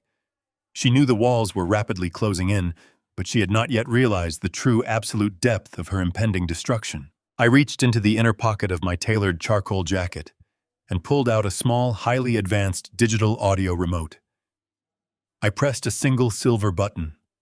The sophisticated surround sound system I had custom installed in the dining room instantly crackled to life. Suddenly, Cynthia's own voice filled the large, quiet space, echoing off the cold marble walls with crystal-clear, undeniable clarity. It was the exact secret recording from her private closet, seamlessly captured just 24 hours earlier. We all listened together in absolute agonizing silence as her recorded voice coldly discussed my failing heart, confidently bragging to her ruthless private attorney about the fake 50% asset split. Dr. Preston abruptly raised his head, his tear-filled eyes widening in total disbelief as he listened to the woman he loved call him a completely spineless idiot. The pristine audio recording continued to play loudly, actively, broadcasting Cynthia's vicious plan to meticulously secure the original, handwritten prescription pads and the highly encrypted text messages. Her recorded voice dripped with arrogant malice as she proudly detailed her brilliant strategy to hand the doctor directly over to the aggressive district attorney, fully intending to sue him for gross medical malpractice and frame him for first-degree manslaughter. A horrifying, strangled sound violently escaped the doctor's throat. He stared at Cynthia as if she had suddenly transformed into a terrifying, utterly unrecognizable demon sitting right in front of him. The digital recording marched forward seamlessly, shifting to her ultimate devastating plans for my pathetic son. Derek's jaw dropped wide open as he clearly heard his stepmother confidently brag about secretly hiring a private forensic accountant to silently track his hidden offshore shell companies. He listened to her joyful, highly triumphant laughter as she explicitly promised her mercenary lawyer that she would personally trigger a massive federal audit the very moment I was safely buried under the earth. "Let him rot in a federal cell," her recorded voice hissed through the hidden speakers, permanently destroying the fragile, deceitful alliance they had foolishly formed against me. The lengthy audio file finally ended with a sharp, heavy click, plunging the lavish dining room back into a thick, suffocating silence. I slowly walked back to the head of the long mahogany table standing over my completely paralyzed wife. "She was never going to run away to the French Riviera with you, Miles," I stated, my voice echoing with absolute authority. "She was going to perfectly frame you for my premeditated murder, specifically ensuring you spent the remainder of your natural life rotting inside a maximum security federal prison just to silence you forever. And you, Derek," I said, turning my piercing gaze to my hyperventilating son. "She had the Federal Fraud Division on speed dial. She was fully prepared to permanently lock you in a federal cage the very day my lifeless body went into the ground.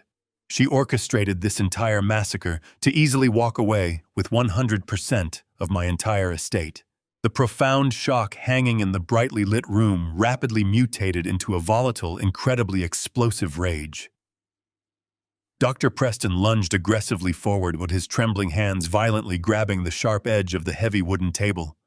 He screamed at Cynthia, his voice cracking with hysterical devastation, cursing her for maliciously destroying his medical career and manipulating his deeply misplaced affection. Derek was actively weeping uncontrollably, his head buried deep inside his folded arms, rocking back and forth, as the terrifying reality of his massive federal crimes fully materialized inside his cowardly mind. Cynthia sat perfectly rigid, her beautiful face twisted into a grotesque mask of pure, unadulterated terror. She tried to stand up, perhaps to run toward the private elevator, but her trembling legs completely failed her, forcing her to heavily collapse back into her cushioned dining chair. I watched the three of them violently turn on each other exactly like starving, desperate wolves trapped permanently inside a tiny, inescapable metal cage. The brilliant, highly sophisticated facade of their deadly financial alliance had been completely pulverized, leaving absolutely nothing but ugly, naked betrayal in its chaotic wake. They had arrogantly believed they could easily outsmart a man who had spent 4 grueling decades successfully dominating the most ruthless corporate predators on the planet.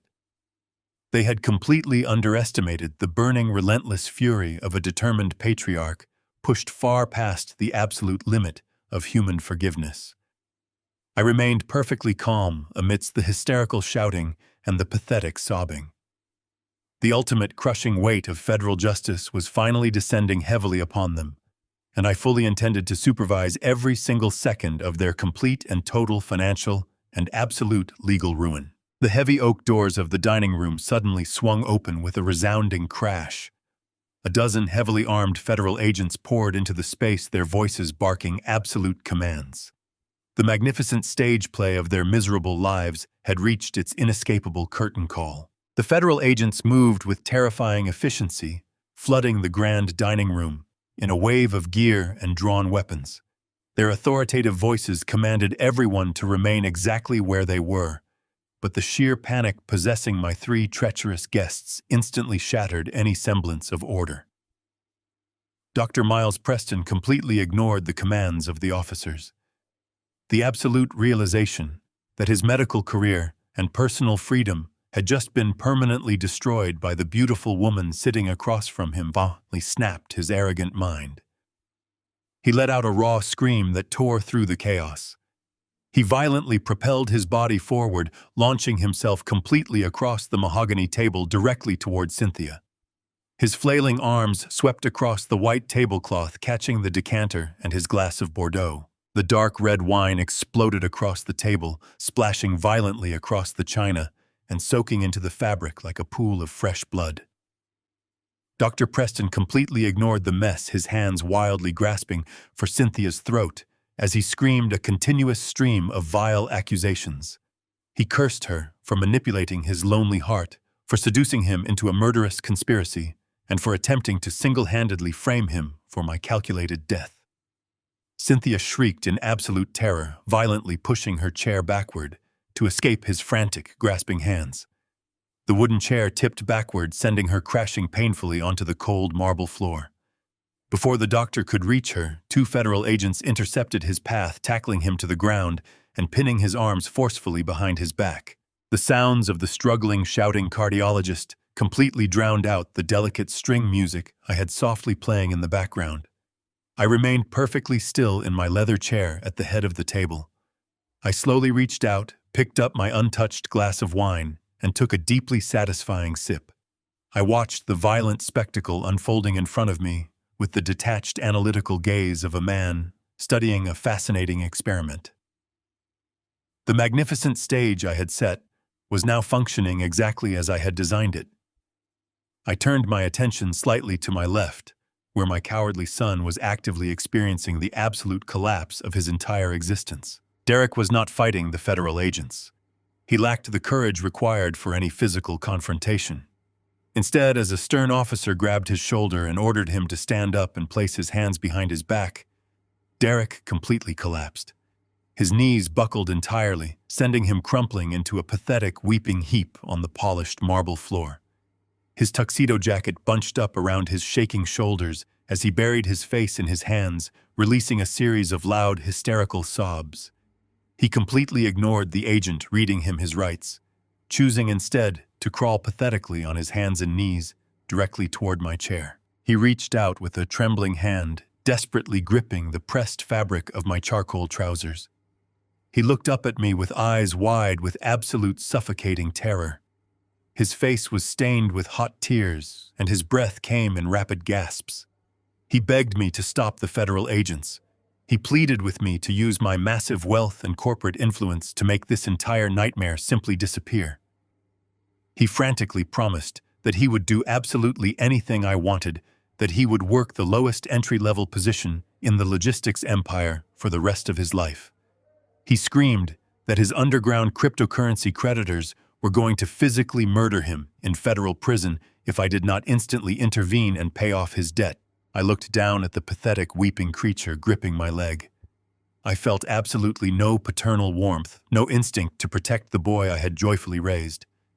I simply saw a treacherous, greedy parasite who had actively planned to watch me choke to death on synthetic poison. I gently but firmly placed my leather shoe squarely against his chest and pushed him backward, breaking his desperate grip on my trousers. I told him in a quiet, completely merciless voice that he had personally forged his own federal chains, the very moment he decided my life was worth less than his gambling debts. 2 federal agents immediately stepped forward, grabbing Derek by his arms and hauling his limp body up from the marble floor. They quickly secured heavy steel handcuffs around his trembling wrists. Across the dining room, Cynthia had finally managed to scramble to her feet. The beautiful, elegant mask of the perfect hostess had completely melted away, leaving behind the ugly, desperate face of a trapped sociopath. Her emerald gown was torn at the hem and deeply stained with the spilled red wine. She completely ignored the federal agent attempting to read her rights. She turned her wild, panicked eyes directly toward me, her face contorting into an expression of pure hatred. She opened her mouth and unleashed a torrent of vicious, screaming curses that echoed sharply off the high penthouse ceiling. She called me a vindictive, paranoid old monster. She screamed that I absolutely deserved to die for treating her like a corporate accessory for 20 years. Her desperate shouting quickly shifted from angry insults to frantic, incredibly pathetic legal negotiations. She wildly turned her attention to the lead federal agent, desperately claiming that she possessed absolute, undeniable legal immunity. She frantically shrieked that she was working as a brave corporate whistleblower. She falsely claimed she had secretly gathered the evidence against Derek and Dr. Preston with the noble intention of handing it directly over to the authorities. She loudly insisted she was completely innocent of any actual conspiracy and was merely playing along to gather the necessary forensic proof. The lead federal agent, a tall, imposing man with a stern expression, simply stared at her with complete, unfiltered professional disgust. He calmly informed her that they had already spent the entire morning reviewing the high-definition audio recording captured inside her private closet. He explicitly noted that her secret, highly detailed conversation with her ruthless private attorney completely destroyed any possible claim of innocent whistleblowing. He smoothly recited her own recorded words back to her, reminding her that she had explicitly planned to wait for my heart to stop before framing the doctor and destroying my son. The absolute realization that her own brilliant sociopathic trap had been used perfectly against her finally silenced her frantic screaming. Cynthia stood completely frozen in the center of the ruined dining room, her mouth opening and closing silently, like a suffocating fish. The cold, heavy steel handcuffs clicked loudly around her delicate wrists, securing her permanently to the harsh, unforgiving reality of her own monumental greed. I remained comfortably seated at the head of the destroyed mahogany table, slowly swirling the dark vintage wine inside my crystal glass. The intoxicating aroma of the expensive Bordeaux mingled perfectly with the heavy, deeply satisfying scent of absolute justice. I took another slow, deliberate sip, letting the rich flavor wash over my tongue. I sat back in my heavy chair and peacefully watched the federal agents forcefully drag the three miserable, broken monsters out of my penthouse, completely clearing my life of their toxic, murderous presence forever. The heavy oak doors of the dining room suddenly swung open with a resounding crash. A dozen heavily armed federal agents poured into the space, their voices barking absolute commands. The magnificent stage play of their miserable lives had reached its inescapable curtain call. Leading the charge was Mitchell Crawford, my brilliant lead attorney, walking shoulder to shoulder with the district attorney. Mitchell adjusted his tailored suit jacket and offered me a brief, deeply respectful nod. The absolute chaos of the federal raid swept across the polished marble floor. The commanding shouts of the tactical officers echoed with deafening volume, instantly shattering the remaining tension. The brilliant trap I had painstakingly designed was finally snapping shut upon them completely now. I remained perfectly seated at the head of the long mahogany table, calmly swirling the dark vintage wine inside my crystal glass. Dr. Miles Preston threw his shaking hands directly into the air, his arrogant face completely devoid of any remaining color. He stumbled backward away from the imposing federal agents, desperately stammering out a frantic sequence of pathetic denials. He loudly claimed he was merely a dedicated medical professional attending a private anniversary dinner. A stern federal officer completely ignored his miserable lies, violently grabbing his velvet dinner jacket and forcefully slamming him chest first against the polished surface of the table. The sharp, clinking sound of heavy steel handcuffs quickly sealed his immediate and utterly devastating criminal fate. The district attorney stepped forward, holding a thick stack of official warrants tightly in his right hand. He looked down at the sobbing cardiologist with an expression of pure professional disgust.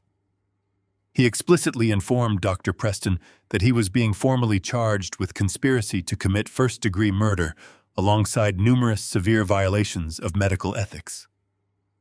The doctor whimpered like a wounded animal, desperately pleading for a sudden leniency that he absolutely did not deserve. He foolishly tried to blame Cynthia for masterminding the entire deadly plot, aggressively screaming that she had manipulated his fragile emotions and forced his hand. The federal agents simply yanked him upright by his lapels, completely ignoring his pathetic, tearful cries for absolute mercy today. Across the lavish dining room, Cynthia had violently backed herself into the far corner of the space. Her stunning emerald designer gown was now a wrinkled, completely ruined mess of expensive fabric. Her perfectly styled blonde hair fell across her panicked face in wild, unkempt strands. Two female federal agents approached her with their weapons securely holstered, but their expressions completely unyielding. Cynthia raised her hands defensively, frantically, shaking her head in sheer disbelief. She aggressively screamed that this was a massive misunderstanding, that she was the wealthy, respected wife of Victor Thorne, and that they had absolutely no legal right to touch her. The officers entirely ignored her arrogant shrieking, swiftly pinning her wrists behind her, shaking back immediately. The cold, heavy steel handcuffs clicked securely into place around Cynthia's delicate wrists, echoing sharply through the chaotic penthouse. She let out a piercing, hysterical shriek, thrashing her body aggressively against the firm grip of the trained federal officers. Mitchell Crawford stepped gracefully forward, holding a pristine legal document directly in front of her tearful eyes. He calmly informed her that she was facing federal charges for attempted murder, extensive wire fraud, and grand conspiracy. Cynthia spat a vicious curse directly at his face, her pristine facade completely replaced by the savage desperation of a cornered predator. She turned her furious, tear-stained face toward the head of the table, locking her blazing blue eyes directly onto my calm expression. She demanded that I stop this ridiculous madness immediately, desperately insisting that I still deeply loved her, despite her monumental mistakes. I placed my crystal wine glass down on the polished mahogany surface, my movements slow and incredibly deliberate. I looked directly into her panicking eyes and explicitly told her that the only thing I truly felt for her now was profound, unadulterated pity. I clearly explained that her immense greed had permanently blinded her to the absolute reality of her impending destruction. The district attorney signaled the two female officers, instructing them to forcefully remove the struggling prisoner from the luxurious premises. Cynthia kicked and screamed hysterically as they aggressively dragged her beautiful designer gown across the marble floor. The loud, frantic sound of her hysterical screaming rapidly faded as the federal agents forcefully maneuvered her into the private elevator waiting in the grand foyer. Dr. Miles Preston was the very next traitor to be physically removed from my magnificent home. The arrogant cardiologist was completely broken, crying uncontrollably as two large officers marched him roughly past my chair. He did not possess the remaining strength to even look at me. His entire world, built upon pure medical arrogance and poisonous deception, had been flawlessly dismantled in less than 20 minutes. The heavy elevator doors chimed and smoothly closed, taking the weeping doctor directly down to the waiting police cruisers, parked far outside the towering Chicago skyscraper, completely now. Mitchell Crawford calmly walked over to the head of the dining table, pulling a sleek leather chair out and taking a seat directly beside me. He placed his pristine leather briefcase upon the mahogany surface and offered a deeply satisfied smile. He quietly noted that the extensive federal operation had been executed with absolute, uncompromising perfection. The district attorney stood nearby, quietly observing the immense wreckage scattered across the luxurious penthouse. He politely nodded in my direction, acknowledging the highly classified cooperation I had seamlessly provided to his elite criminal division over the past 3 agonizing months. We had silently built an impenetrable, devastating legal case against the two murderous conspirators, trapping them perfectly inside their own immense criminal hubris. I took another smooth, incredibly satisfying sip of my vintage Bordeaux, letting the dark wine wash the lingering taste of betrayal from my tongue. I looked at Mitchell and firmly thanked him for his unwavering, absolute loyalty during this exceptionally difficult transition period. He respectfully bowed his head, officially stating that taking down such arrogant parasites was the absolute highlight of his long legal career. I turned my calm gaze back toward the sprawling, silent dining room. The heavy rain continued to furiously beat against the massive floor-to-ceiling windows, completely masking the chaotic police sirens wailing loudly down on the dark, rain-slicked Chicago streets.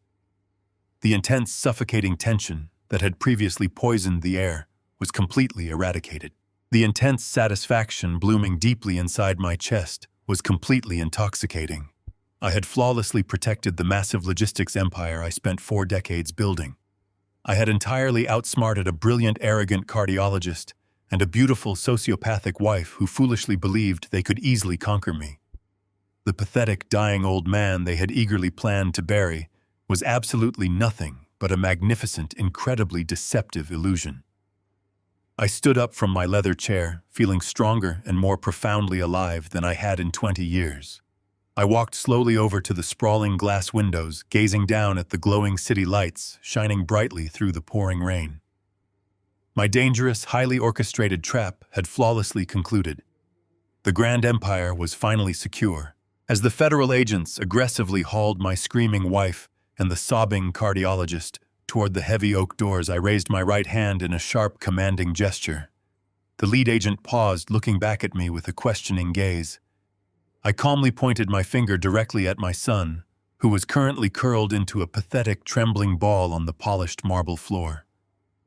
I instructed the federal authorities that they could take Dr. Preston and Cynthia away immediately, but they were to leave the boy with me. The lead agent nodded silently, fully understanding the complex parameters of the immunity deal my legal team had ruthlessly negotiated earlier that morning.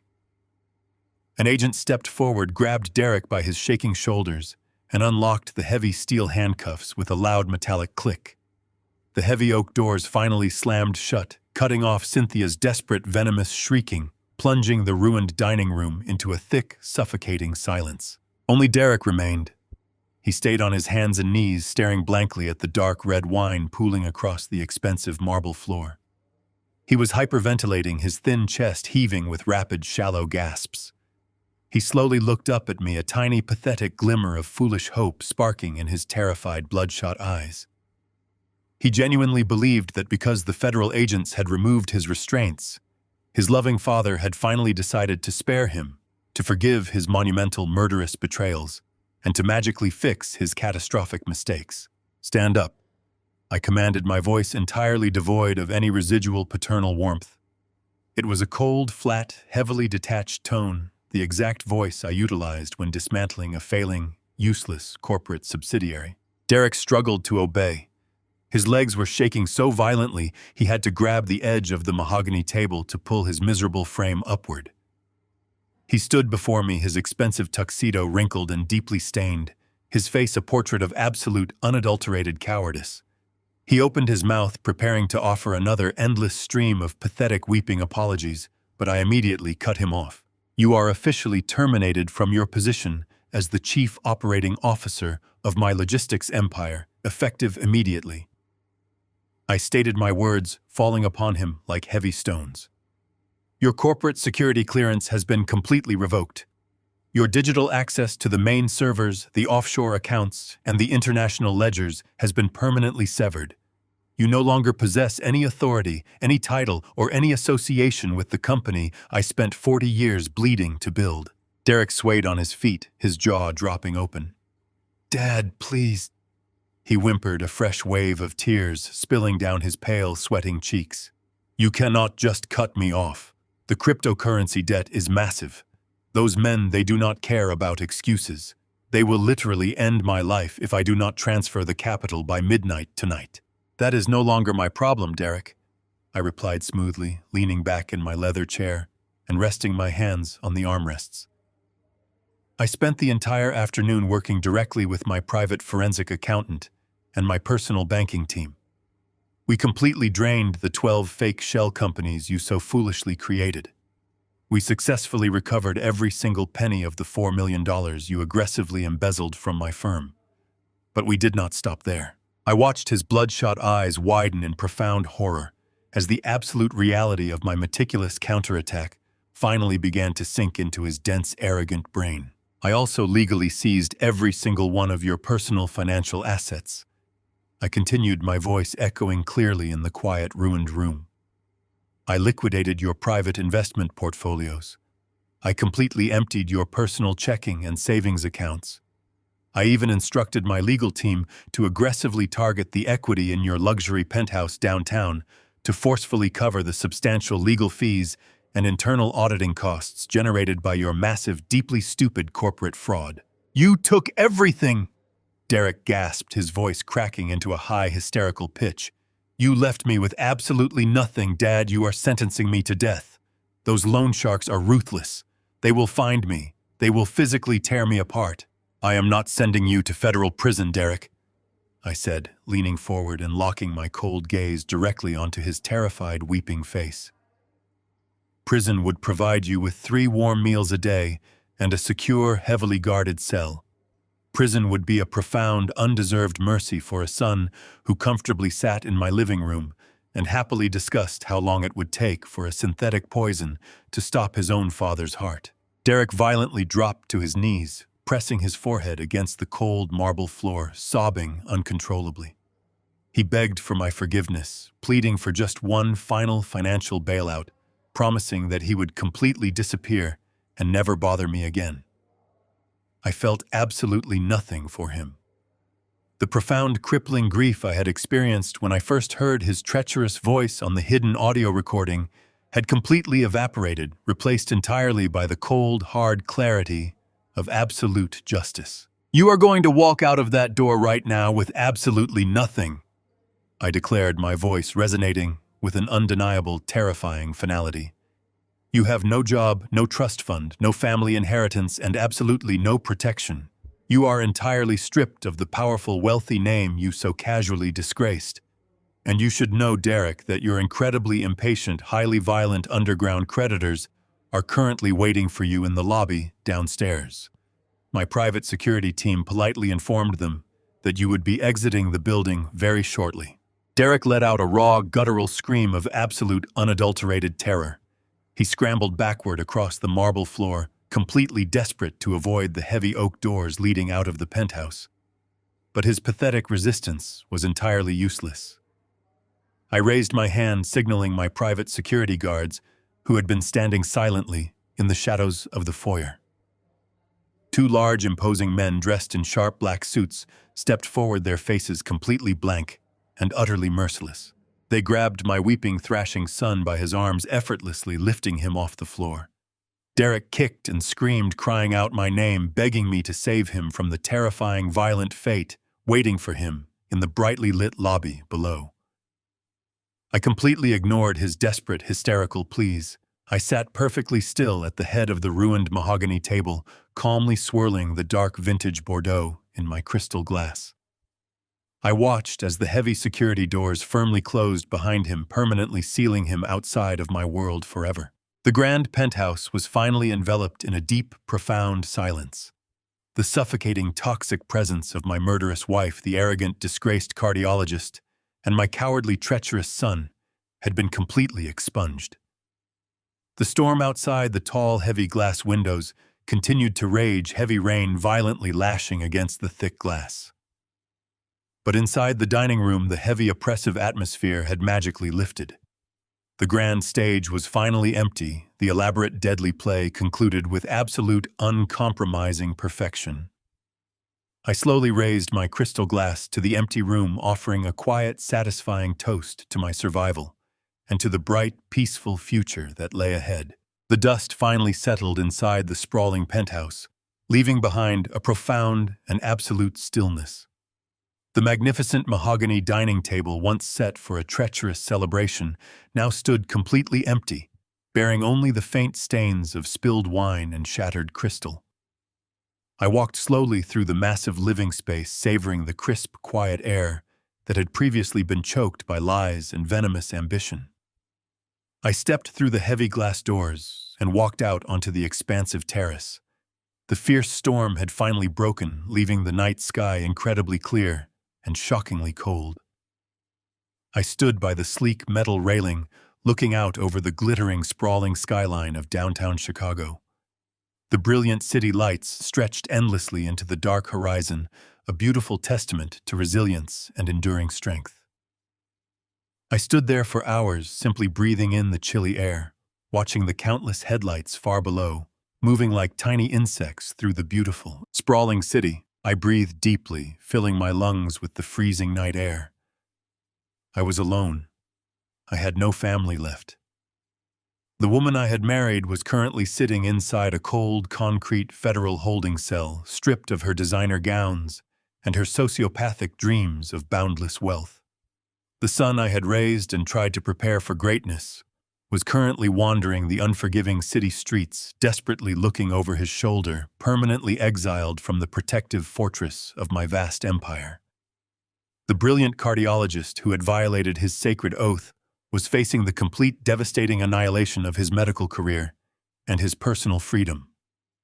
I had ruthlessly severed every single blood tie and every marital bond, casting them all out into the harsh wilderness they so richly deserved.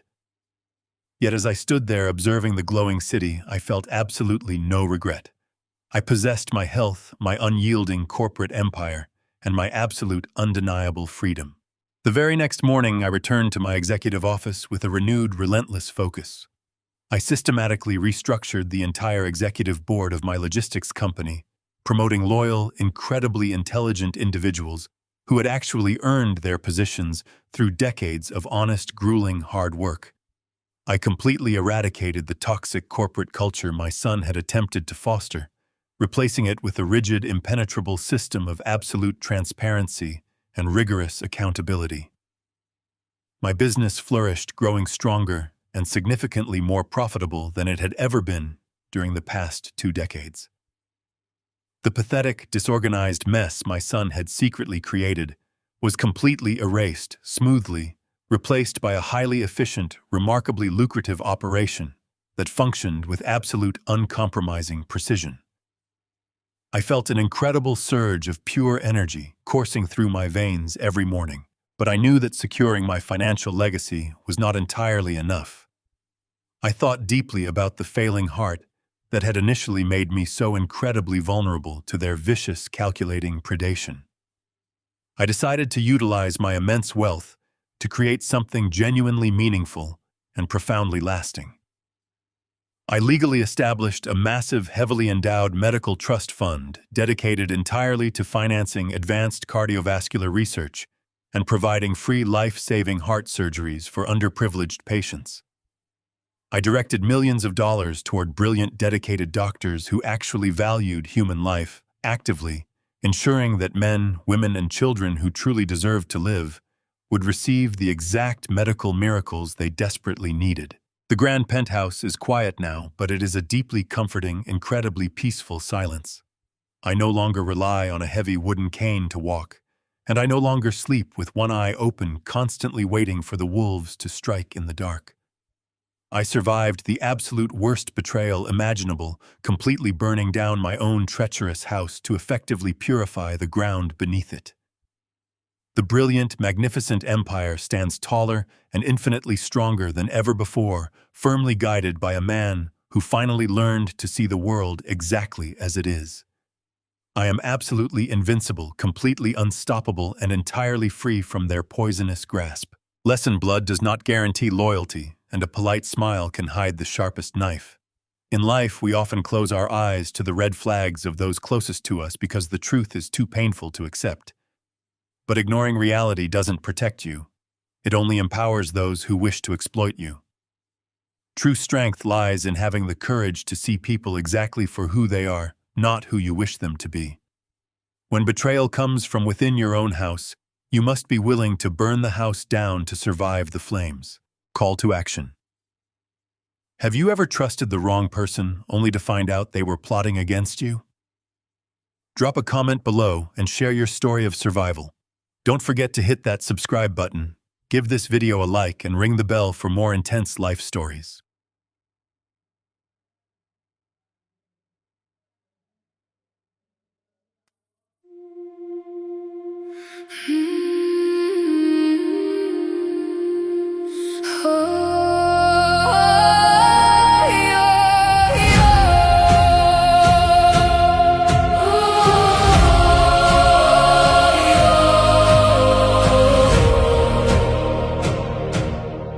I used to ride upon your shoulders, thinking you could touch the sky. Every road felt less uncertain when I saw the world through your eyes. You were stronger than the mountains, taller than the northern pines. And when the winter winds were coming, you would stand between them and I. Time kept moving like the river, years slipped slowly out to sea. But no matter where life took me, you were always part of me. I am my father's daughter, in every step I take, in every time I choose to stand. When it's easier to break, I carry your courage in my heart, your fire inside my soul. And though the years keep moving on, your love still leads me home.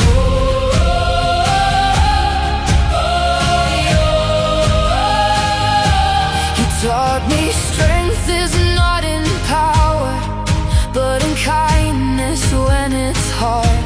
You taught me how to keep on going when the road grows cold and dark.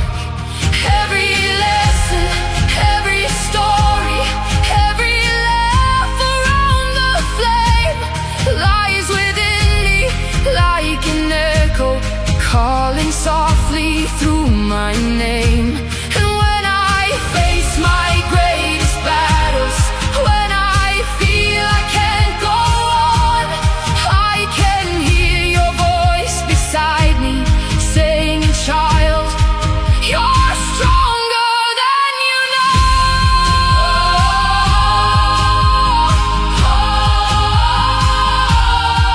I am my father's daughter, in every step I take, in every time I choose to stand.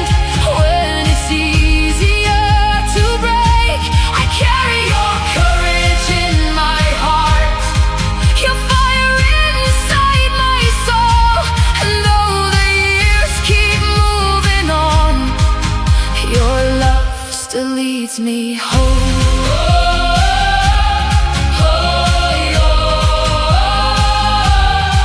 One day the snow will cover footprints, one day the fire will burn low.